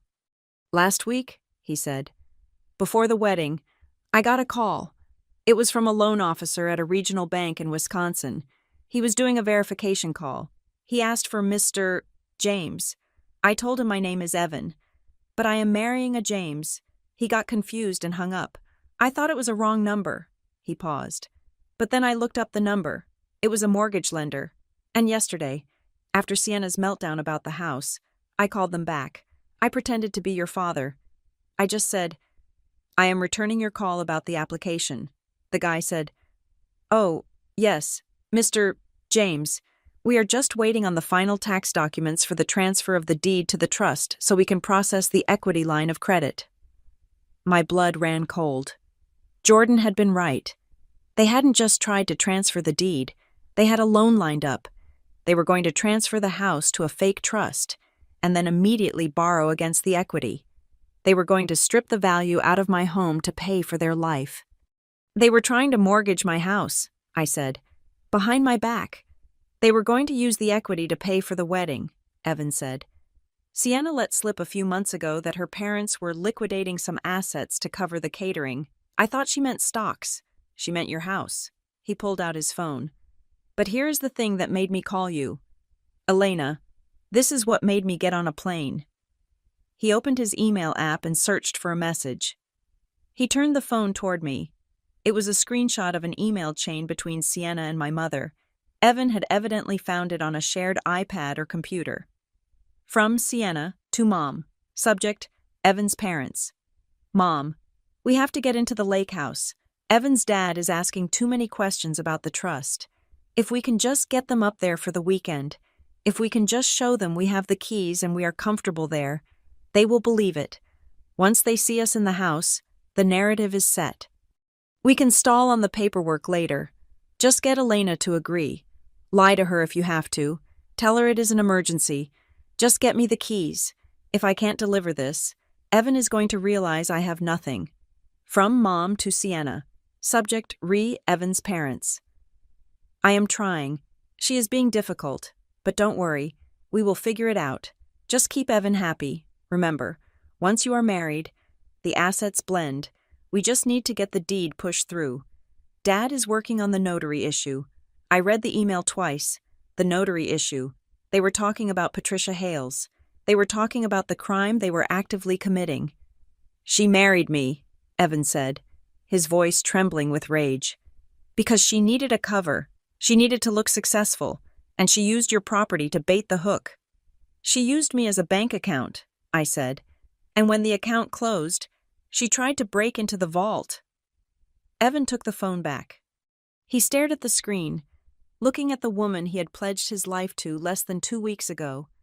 I am sorry, he said. I am so sorry. Elena, I didn't know. I honestly thought you were just the quiet sister. I am the quiet sister, I said. That is why they thought they could get away with it. They thought I wouldn't scream. I looked at Evan. He was a victim in this too. But he was also my best witness. Evan, I said, you have a choice to make. You can go back to her and pretend you didn't see this. You can try to make it work with a woman who is actively defrauding her own sister. Or you can ask yourself why your wife needs to build a stage to play the role of a wife. I am not going back to her today, Evan said. I'm going to stay in a hotel. I need to think. Good, I said. I gathered my things. I had what I needed. I had confirmation of the motive. I had confirmation of the fraudulent prenup. I had confirmation that they were actively trying to deceive a bank. I stood up. Evan remained seated, looking broken. One more thing, Evan said as I turned to leave. He looked up at me, and his eyes were dark. What is it? When she was screaming yesterday, Evan said, When she was ranting about you refusing the house, I asked her if she was worried you would take legal action. I asked her, Sienna, if this is technically her house, aren't you afraid she will sue? And what did she say? Evan let out a short, humorless laugh. She looked me dead in the eye, Evan said. And she smiled, a really cold smile, and she said, Don't worry, honey. Elena would never dare sue the family. She is too desperate for us to love her. She will bark, but she will never bite. The words hit me like a physical slap. She is too desperate for us to love her. That was their bet. That was their entire strategy. They were banking on my loneliness. They were banking on the fact that I had spent 30 years trying to please them. They thought my need for belonging was a leash they could yank whenever they wanted. They didn't realize that the leash had snapped 3 weeks ago. Thank you for telling me that, Evan, I said. My voice was very soft, very calm. What are you going to do? He asked. I am going to prove her wrong, I said. I walked out of the coffee shop. The sun was shining, but the world felt different. It was sharper, clearer. Sienna thought I wouldn't bite? She had no idea. I wasn't just going to bite. I was going to tear the whole structure down. I took out my phone and called Jordan Pike. Did they get the letter? I asked. The courier just confirmed delivery, Jordan said. 7 minutes ago. Good, I said. Get ready. Jordan, the phone is about to ring, and when they call, do not offer them a settlement. I want them to feel the teeth. The vibration of my phone on the hard resin of my desk sounded like a warning shot. It was 4 o'clock on a Thursday afternoon. The demand letter had been in my parents' possession for exactly 7 hours. I had spent those 7 hours staring at my computer screen, expecting the inevitable barrage of hysteria from my mother or the blustering threats from my father. But the name on the screen was not James, Patricia Hales. My heart gave a single, hard thud against my ribs. Jordan Pike's strategy had worked. We had sent a courtesy copy of the demand letter and the preservation notice to Patricia's home address. We had rattled the cage, and the weakest bird was the first to fly. I picked up the phone. I did not say hello. I just listened. I am not going to jail for them, Elena. Her voice was thin, reedy, and vibrating with a frequency of terror I had never heard from the woman who organized the church bake sales. Hello, Patricia, I said, my voice steady. I need to see you, she said. Not at the house, not at the church, somewhere they won't see. I need to explain. I need you to know I didn't know. You didn't know you were committing a felony? I asked. Please, she begged. The diner on 4th Street, the one near the old cinema. 20 minutes. Please, Elena, before everything goes too far. I hung up. I grabbed my purse and the digital recorder. I texted Jordan Pike 2 words. She cracked. The diner was empty, save for a trucker eating pie in the corner. Patricia Hales was sitting in a booth facing the door. She looked nothing like the composed, pious woman I remembered from Sunday services. Her hair was pulled back in a messy bun. Her eyes were rimmed with red, and she was shredding a paper napkin into tiny, snowy piles on the Formica table. When I slid into the booth opposite her, she flinched. I got the letter, she whispered. She didn't look me in the eye. She was looking at my hands, perhaps checking to see if I was holding handcuffs. That lawyer, he said I could face 5 years. He said notary fraud is a state jail felony. It is, I said. And since the amount stolen exceeded a certain threshold, and it crossed state lines via wire transfer, you are looking at federal charges too. Patricia, aiding and abetting wire fraud. Patricia let out a small, strangled sob. I didn't take a dime. Elena, I swear on my mother's grave, I didn't take a single penny of that money. Then why did you stamp the document? I asked. Why did you notarize a signature that you knew wasn't mine? She looked up then, and I saw the desperate need for absolution in her eyes. But I also saw something else. Anger. She was realizing, perhaps for the first time, that she had been used as a pawn. Your mother called me, Patricia said. Her voice was trembling. It was 2 years ago, October. I remember because it was raining for a week straight. She was crying. She sounded broken. I stayed silent, letting her fill the space. She told me you were in a bad way, Patricia continued. She said you had a breakdown after your grandfather died. She said you were not functional. She said you were catatonic with grief, that you couldn't get out of bed, that you couldn't handle your affairs. My blood chilled. While I had been working 80-hour weeks, traveling to London for conferences, and building my career, my mother had been painting a portrait of me as a mental invalid to her friends. She said Arthur had left some money, Patricia said, but that it needed to be moved into a family protection trust immediately to pay for your therapy. She said if they didn't get the money out, the state would seize it because of some tax issue. I didn't understand the legal part.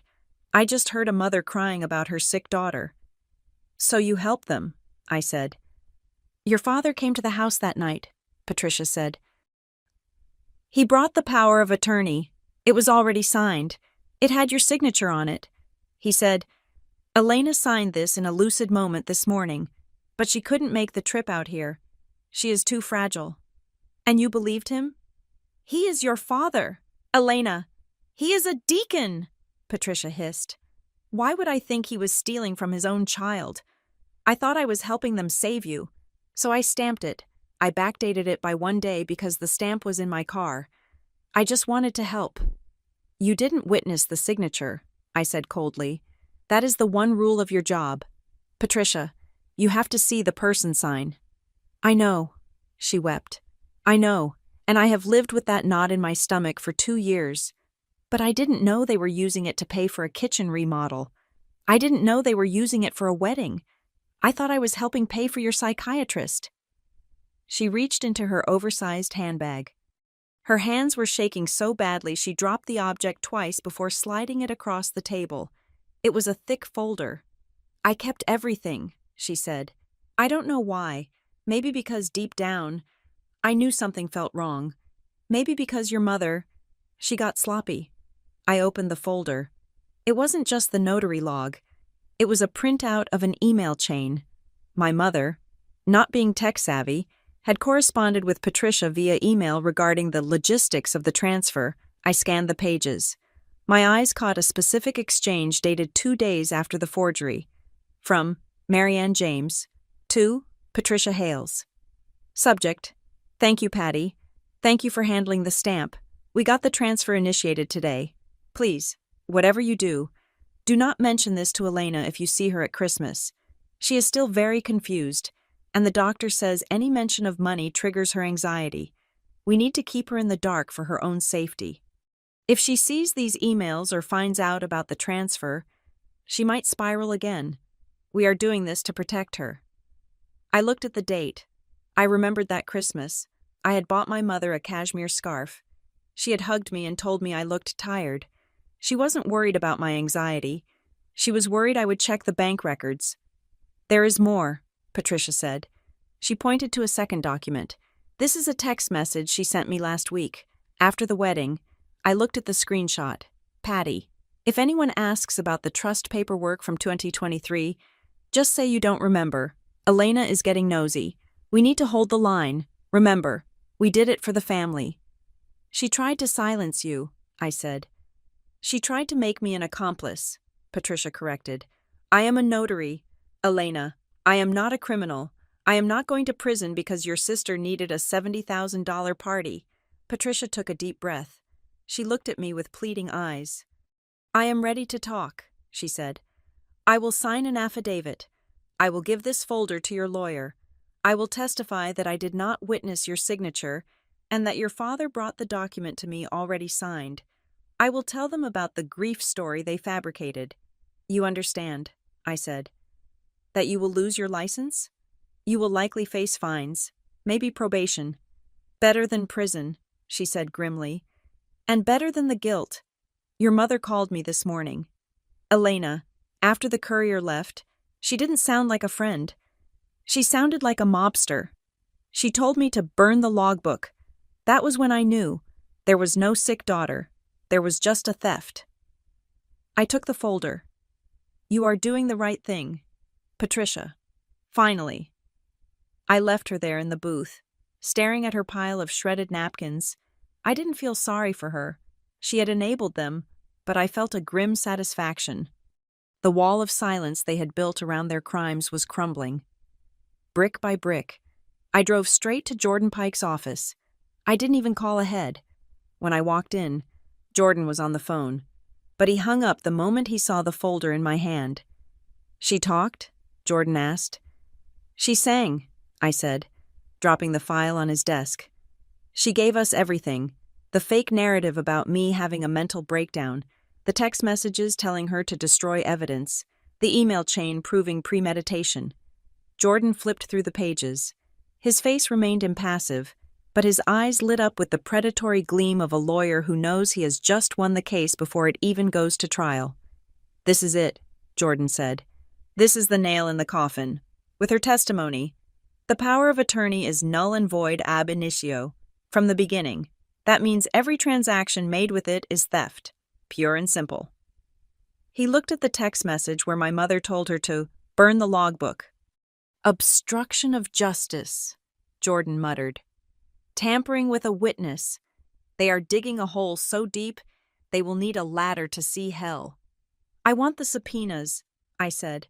"Patricia said there were emails about the plan. If she has these, imagine what is in my parents' inbox. Imagine what is in Sienna's inbox." "Way ahead of you," Jordan said. "I am filing an emergency motion for discovery based on this witness statement. We will get a court order to preserve and produce all electronic communications. If they delete a single byte of data after today, they go to jail." He paused, tapping his pen on the desk. "But Elena, there is something else. You mentioned the lake house. You mentioned the appraisal." "Yes. I had my paralegal dig deeper into the county archives," Jordan said. "We looked at the withdrawn filings again, the ones they tried to submit before the wedding." He turned his screen toward me. "We found another one, from 6 months ago." I leaned in. It was a document titled Quitclaim Deed, Modification of Ownership. It had been filed, pending approval, and then withdrawn by the filer 3 days later. "What is this?" I asked. "It was a test run," Jordan said. "Look at the grantee. Grantee: Evan R., Sterling and Sienna J., Sterling, as tenants by the entirety." My stomach dropped. They tried to put the house in Evan's name before they were even married? "No," Jordan said. "They tried to put it in both their names, but look at the signature on the grantor line. It was my name again, Elena M. James. But here is the catch," Jordan said, pointing to a small notation in the margin. "The clerk rejected it because the notary seal was smudged. It was illegible. They tried to push it through, got rejected for a bad stamp, and then got scared. They withdrew it to wait for a better opportunity. That opportunity was supposed to be the wedding weekend." I sat back, the breath leaving my lungs. "They weren't just going to mortgage it," I said. "They were going to give half of my house to a man I had never met. They were going to gift my property to Evan as a wedding present from me, without me knowing. And Patricia likely stamped this one too," Jordan said. "Or maybe they found another friend. But the intent is clear. This was a systematic campaign to strip you of your assets. They started with the cash in the trust because it was liquid and easy. When that ran out, they moved to the real estate." I looked at the timeline. 2 years ago, the trust fund theft, $75,000.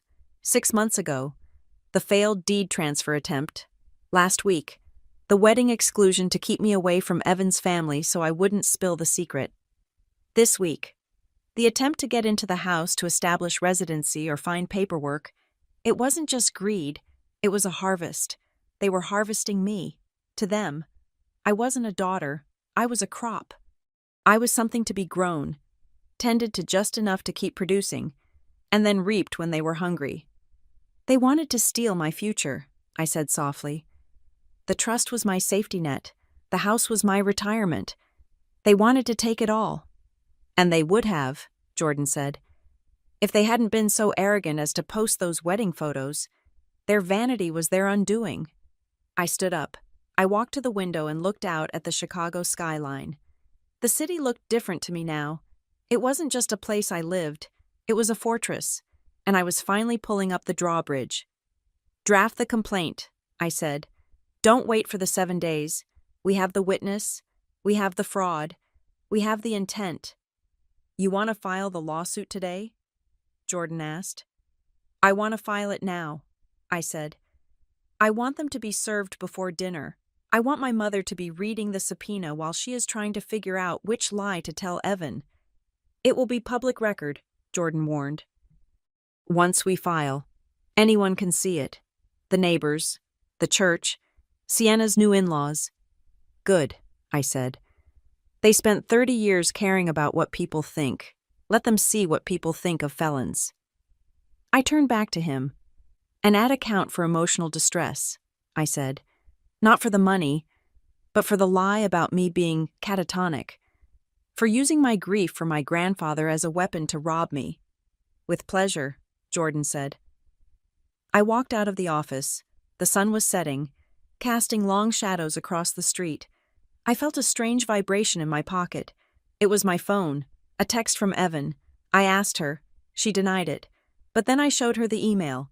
"She is in the bathroom throwing up. I am checking out of the hotel. I am going to the airport. I am done." I typed back a single sentence. "Keep the emails. You are going to need them." Then I blocked Sienna's number. I blocked my father's number. I blocked my mother's number. I was not Elena the victim anymore. I was Elena the evidence, and the trial was about to begin. The conference room at Jordan Pike's firm was designed to intimidate. It was a glass box suspended 40 floors above the city, with a table made of a single slab of polished slate that looked cold enough to freeze blood. I sat on one side of it, flanked by Jordan on my right and Aunt Marjorie on my left. It was Monday morning. The deadline Jordan had set in his demand letter had expired at 9 o'clock. Instead of a check, my parents had requested a family mediation. Jordan had advised against it initially, calling it a stalling tactic, but I had insisted. I did not want them to mail a check and disappear. I wanted them to look at me. I wanted to see their faces when the walls finally closed in. Before I even entered the building, my phone had been vibrating with the aftershocks of their panic. Since I had blocked their numbers, they had resorted to leaving voicemails on my work line and sending emails to my old university address. I reviewed the transcripts Jordan's paralegal had printed out for me. "You are destroying this family over money," my mother had written at 2 in the morning. "You are dirtying our name. Do you have any idea what people will say? Your sister has been married for less than 2 weeks," my father had left in a voicemail, his voice shaking with a mix of rage and fear. "You are going to cause a divorce. If you have a shred of decency, you will stop this madness. We can work something out privately.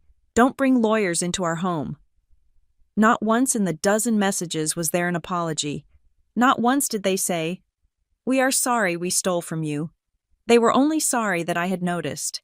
They were only sorry that the spotlight was now pointing at the cracks in the stage. The elevator doors down the hall dinged. "Here we go," Jordan said. He didn't look up from his file. He was arranging documents in a perfect grid on the slate table. "Remember, Elena, you do not speak unless I ask you to. Let them dig their own holes. They usually do." The door opened. My father walked in first. He was wearing his best charcoal suit, the one he wore to weddings and funerals. He had polished his shoes. He walked with his chest puffed out, trying to project the authority of the patriarch. But I saw the way his eyes darted around the room, assessing the threat level. My mother followed. She was wearing a soft beige cardigan and clutching a tissue in her hand, already dabbing at dry eyes. She looked frail, a calculated choice. She wanted to look like the victim of a cruel, vindictive daughter. And then Sienna. She looked terrible. The glow of the bride was gone, replaced by a sallow, pinched look. She was wearing sunglasses, which she took off as she sat down, revealing eyes that were swollen and red. She did not look at me. She stared fixedly at the expensive bottled water in the center of the table. And finally, Evan. He walked in separately. He did not sit with them. He walked around the table and took the empty chair next to Aunt Marjorie. The symbolism was brutal. The family line had been drawn, and the new son-in-law had just crossed it. My father stiffened when he saw Evan sit on our side. "Evan," my father said, his voice booming with forced conviviality. "Son, I think there is a mistake. There is a seat right here next to Sienna. I am fine where I am." "Hold on," Evan said. His voice was quiet, devoid of warmth. He placed a notepad on the table. My mother let out a small, wounded noise. "This is a family meeting. Why are we sitting apart like enemies?"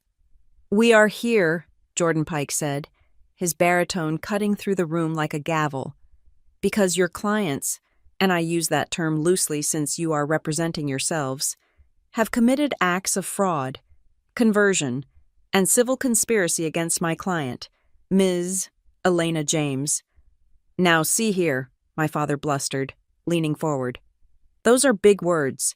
We are here to clear up a misunderstanding regarding some family funds. We handled Elena's affairs when she was indisposed.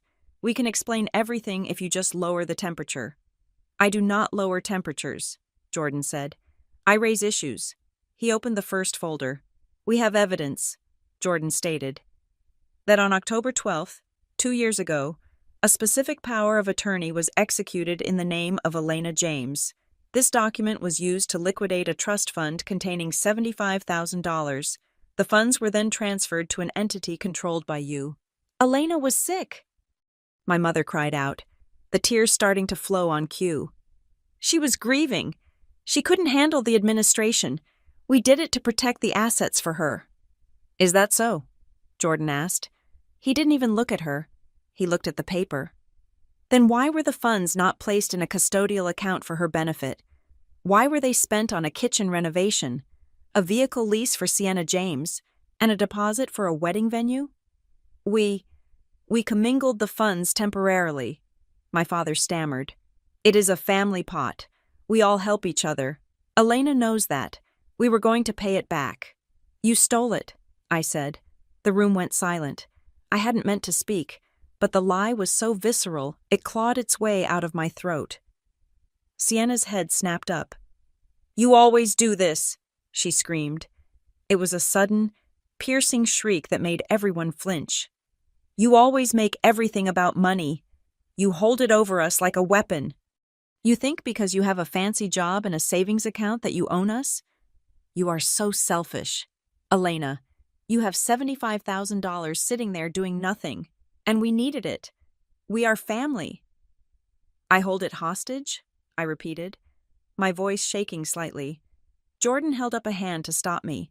He slid a piece of paper across the table toward Sienna. "This is a timeline of payments made by Elena James over the last 5 years," Jordan said calmly. "Utility bills, insurance premiums, tuition assistance, emergency car repairs. The total is nearly $40,000. This does not look like someone holding money hostage. This looks like someone being bled dry." Sienna glanced at the paper, then shoved it away.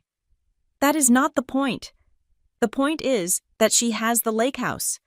She has this huge asset that she refuses to share. She locked me out of it on my wedding week. Who does that?"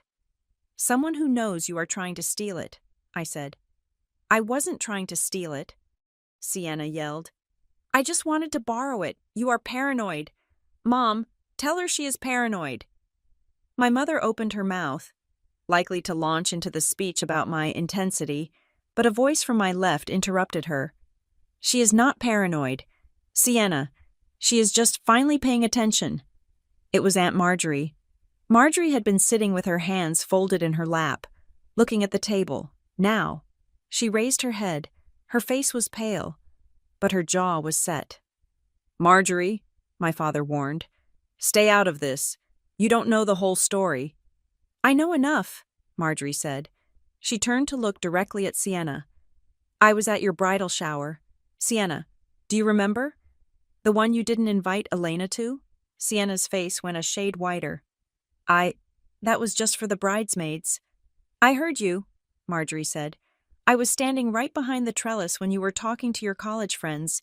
Someone asked where Elena was, and do you remember what you said?" Sienna said nothing. She looked down at her hands.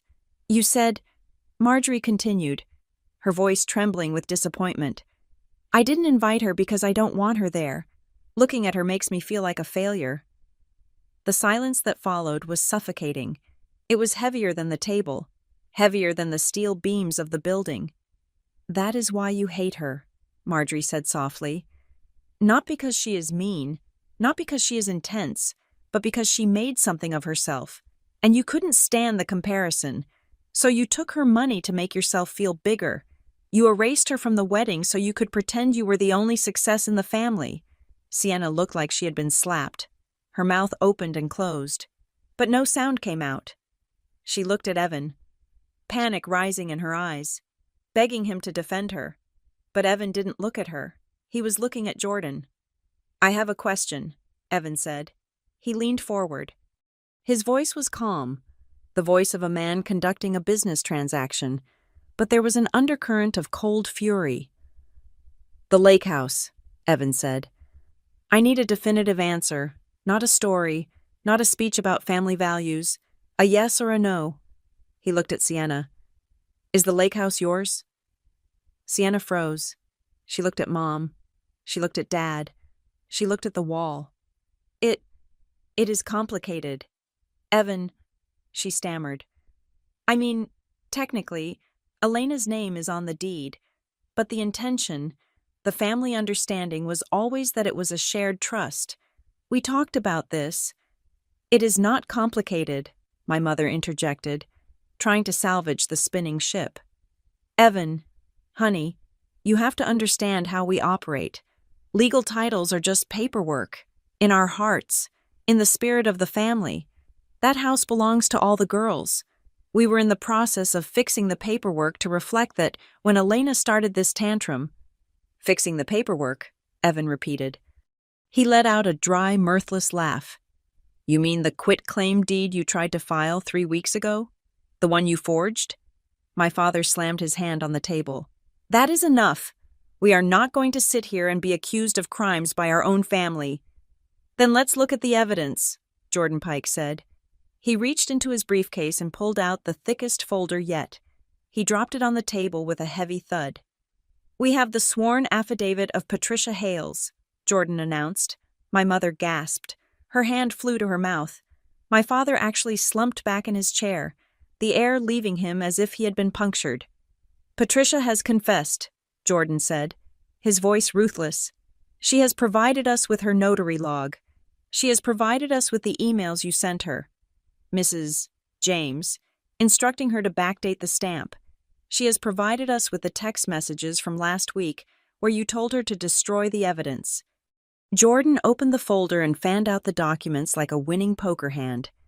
"And," Jordan continued, pointing to a document with a complex graph on it, "we have the preliminary report from a forensic document examiner. He has concluded that the signature on the power of attorney and the signature on the attempted deed transfer are simulated forgeries with a 99% probability of being written by the same hand." He looked at my father. "Your hand, Mr. James." My father's face turned a grayish color. He loosened his tie. He looked at the door as if measuring the distance to run. "And finally," Jordan said, "we have the bank records. We have traced the wire transfer from the trust to Lakeside Holdings, and then from Lakeside Holdings to the wedding planner, the contractor, and the car dealership. We know exactly where every dollar went." Jordan leaned back.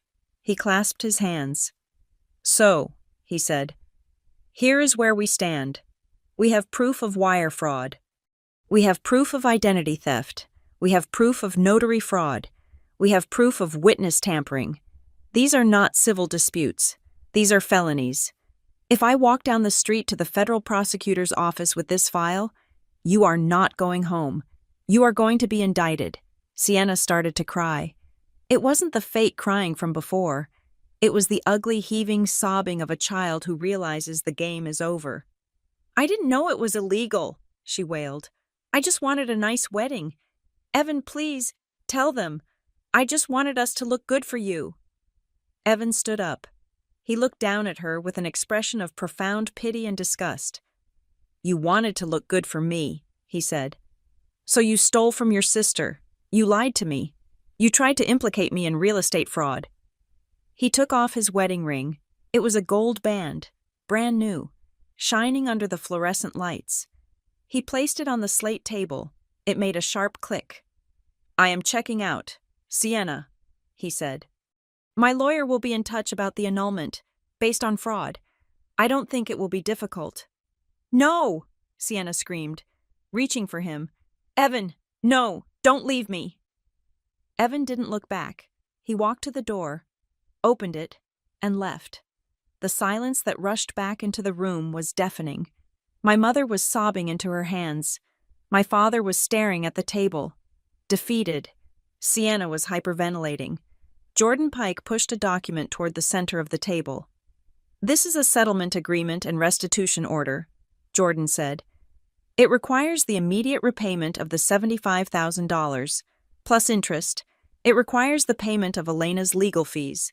It requires you to sign a permanent injunction barring you from ever claiming interest in the lake house or entering the property, and it requires a full admission of guilt regarding the trust fund misappropriation. My father looked up, his eyes hollow.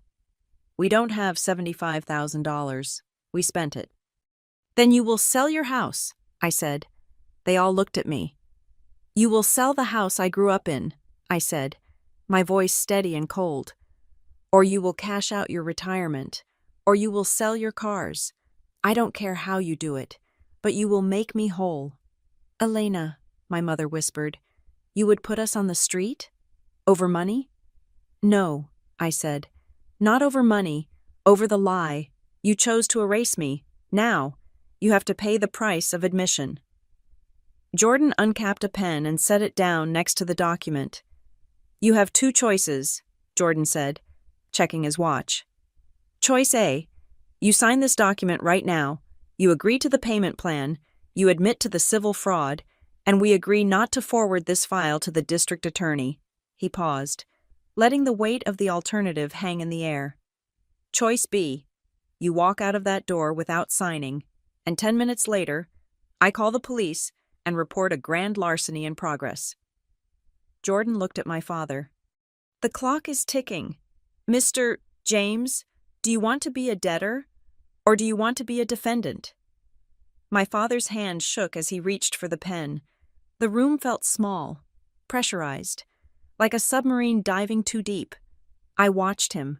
I watched the man who had always told me I was too intense, too difficult, too much. I watched him bend under the weight of the truth I had finally forced him to carry.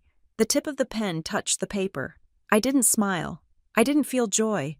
I just felt the immense, crushing weight of my family finally lifting off my shoulders. The ink in the pen seemed to hold the weight of 30 years of silence. My father's hand hovered over the signature line of the settlement agreement and restitution order. The room was so quiet, I could hear the hum of the air conditioning unit 40 floors above the streets of Chicago. My mother was weeping softly into a tissue, a sound that used to trigger a reflex in me to fix things, to smooth it over, to pay the bill. Now, it just sounded like noise. Jordan Pike tapped the document with his index finger. This is not a negotiation, Mr. James, Jordan said, his voice stripping away the last shreds of my father's dignity. This agreement states that you acknowledge the misappropriation of funds from the Arthur Miller Trust. It outlines a repayment schedule of $75,000, plus legal fees, payable within 60 days. It also includes a permanent restraining order regarding the property at 1404 Pineview Lane. Jordan leaned in closer. If you sign, this remains a civil matter. If you do not sign, or if you miss a single payment, I file the criminal complaint for wire fraud and identity theft before lunch. My father looked up at me. His eyes were red-rimmed, desperate. He looked older than he had when he walked in. The bluster was gone. The patriarch mask had crumbled. Elena, he croaked, you are really going to do this? You are going to hold a gun to your parents' heads? We are talking about prison. Elena, you would send your own father to jail? It was the ultimate guilt trip, the card he had been saving for the very end. He was banking on the fact that I was still the daughter who craved his approval, the daughter who would set herself on fire to keep him warm. I looked at him. I looked at the man who had forged my signature while I was grieving my grandfather. I looked at the man who had called me too intense to justify excluding me from a family celebration. "I am not sending you to jail, Dad," I said. My voice was calm. It did not shake. "You committed a crime. You stole money. You forged documents. If you go to jail, it is because of what you did, not because of what I am doing." "We are family," he hissed. "No," I said. "Families protect each other. You preyed on me. I am not sending you to prison. I am simply refusing to help you hide the body anymore." My mother let out a wail. She grabbed my father's arm. "Just sign it, Robert," she sobbed. "Please, I cannot go to prison. I cannot let the church know." She turned to me, her face blotchy and swollen. "We had to do it. Elena," she pleaded. "You do not understand. Sienna was in trouble, real trouble." "What kind of trouble?" I asked. "She had debt," my mother confessed, the words spilling out in a rush. "Credit cards, loans. She was trying to live a certain way to meet someone like Evan. She was $20,000 in the hole before they even got engaged. And then the wedding. The costs kept piling up. We needed the cash. We needed to clean up her credit report so Evan wouldn't find out. It was a sacrifice. Elena, we did it to save her future." I looked at Sienna. She was curled in her chair, refusing to meet my eyes. "So you stole my future to save hers," I said. "You stole the money Grandpa left me for my safety, and you used it to buy her a deception." "We were going to pay it back," my mother insisted. "Eventually." "And the wedding?" I asked, turning my gaze to Sienna. "Why cut me out? If you had the money, why erase me?" Sienna flinched. She looked up, and for the first time, I saw the naked truth in her eyes. It wasn't just jealousy, it was fear. "Because you would have known," Sienna whispered. "What?" "You are a risk analyst, Elena," Sienna said, her voice trembling. "You notice everything. If you had been at the wedding, you would have seen the flowers. You would have seen the venue. You would have heard Dad talking about the trust. You would have asked questions. You would have asked, 'Where did this money come from?'" She wiped her nose with the back of her hand. "I couldn't have you there," she admitted. "I was terrified you would figure it out and blow the whole thing up in front of Evan. I didn't exclude you because I hate you. I excluded you because you are the only one smart enough to catch us." I felt a strange sensation in my chest. It was the final lock clicking open. For weeks, I had wondered what was wrong with me. I had wondered if I was too difficult, too unlovable. But it wasn't a defect in me. It was a competence. They feared my competence. They feared my eyes. I wasn't the black sheep. I was the witness. Evan, who had been standing by the door since he resigned from the marriage, took a step forward. He looked at Sienna with cold detachment. "You built our entire life on a crime scene," Evan said. "You didn't just lie about money. You lied about who you are." He looked at me. "I am sorry, Elena," Evan said. "I should have asked questions sooner." Then he opened the door and walked out. The heavy click of the latch closing was the sound of Sienna's fantasy world collapsing. Sienna put her head on the table and screamed. It was a sound of pure defeat. "Sign the papers," Jordan Pike said, unmoved by the theatrics. My father's hand was shaking so badly he could barely hold the pen. He looked at my mother. She nodded, defeated. "We don't have the cash," my father whispered. "We spent it on the catering, on the honeymoon." "Then you liquidate assets," Jordan said.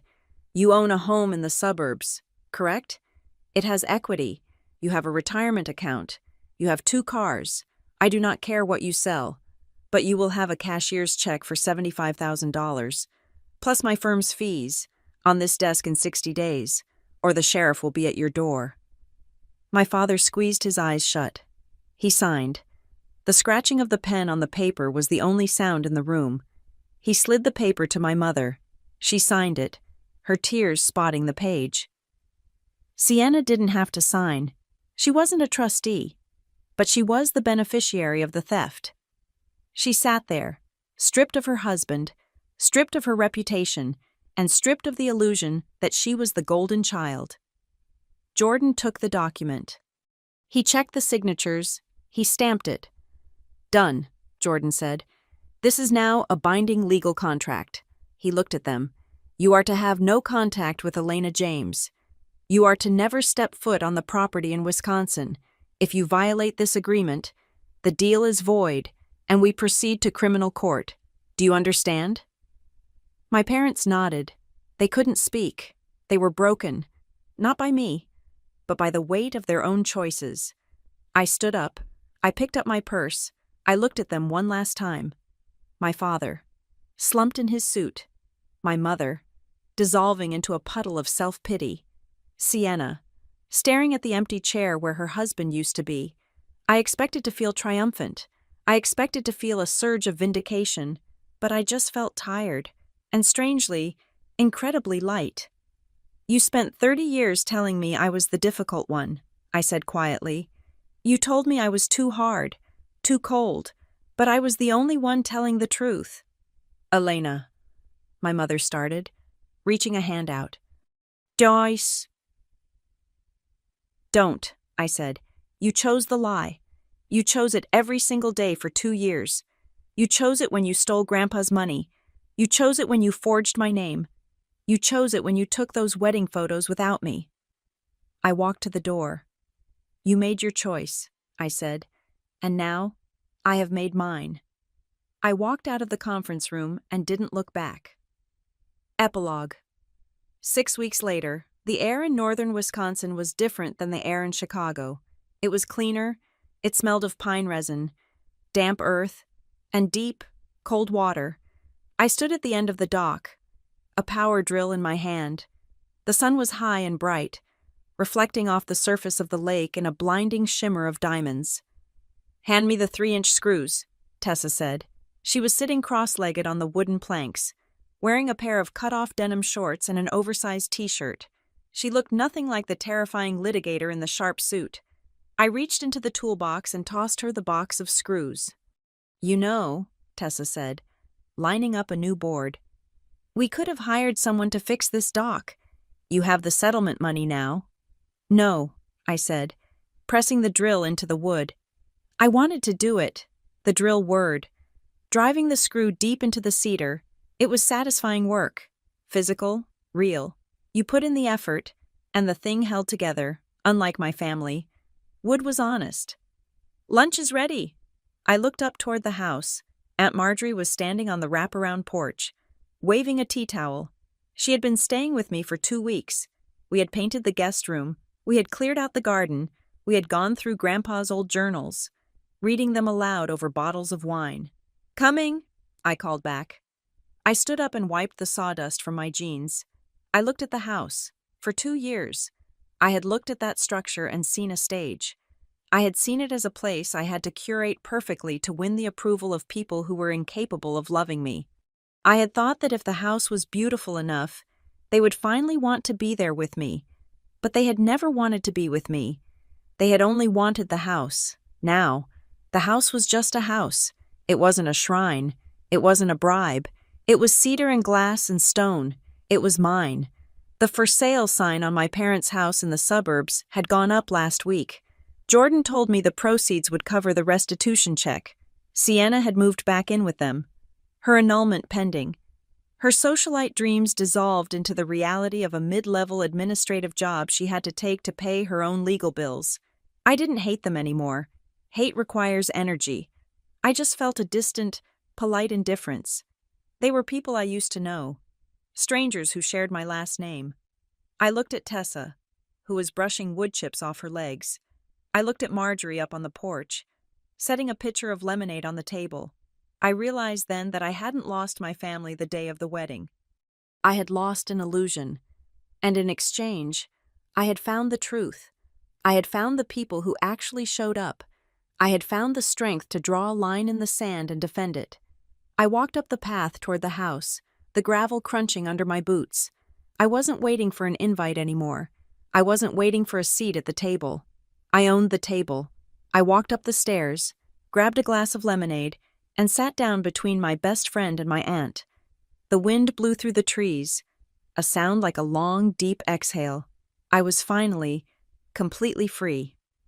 Thank you so much for listening to this story. It was a long journey for Elena, but she finally found her voice and her freedom. I would love to know where you are tuning in from today. Are you listening while driving to work in London, cooking dinner in Texas, or relaxing in Sydney? Please leave a comment below and let me know. I love reading about where our community is from.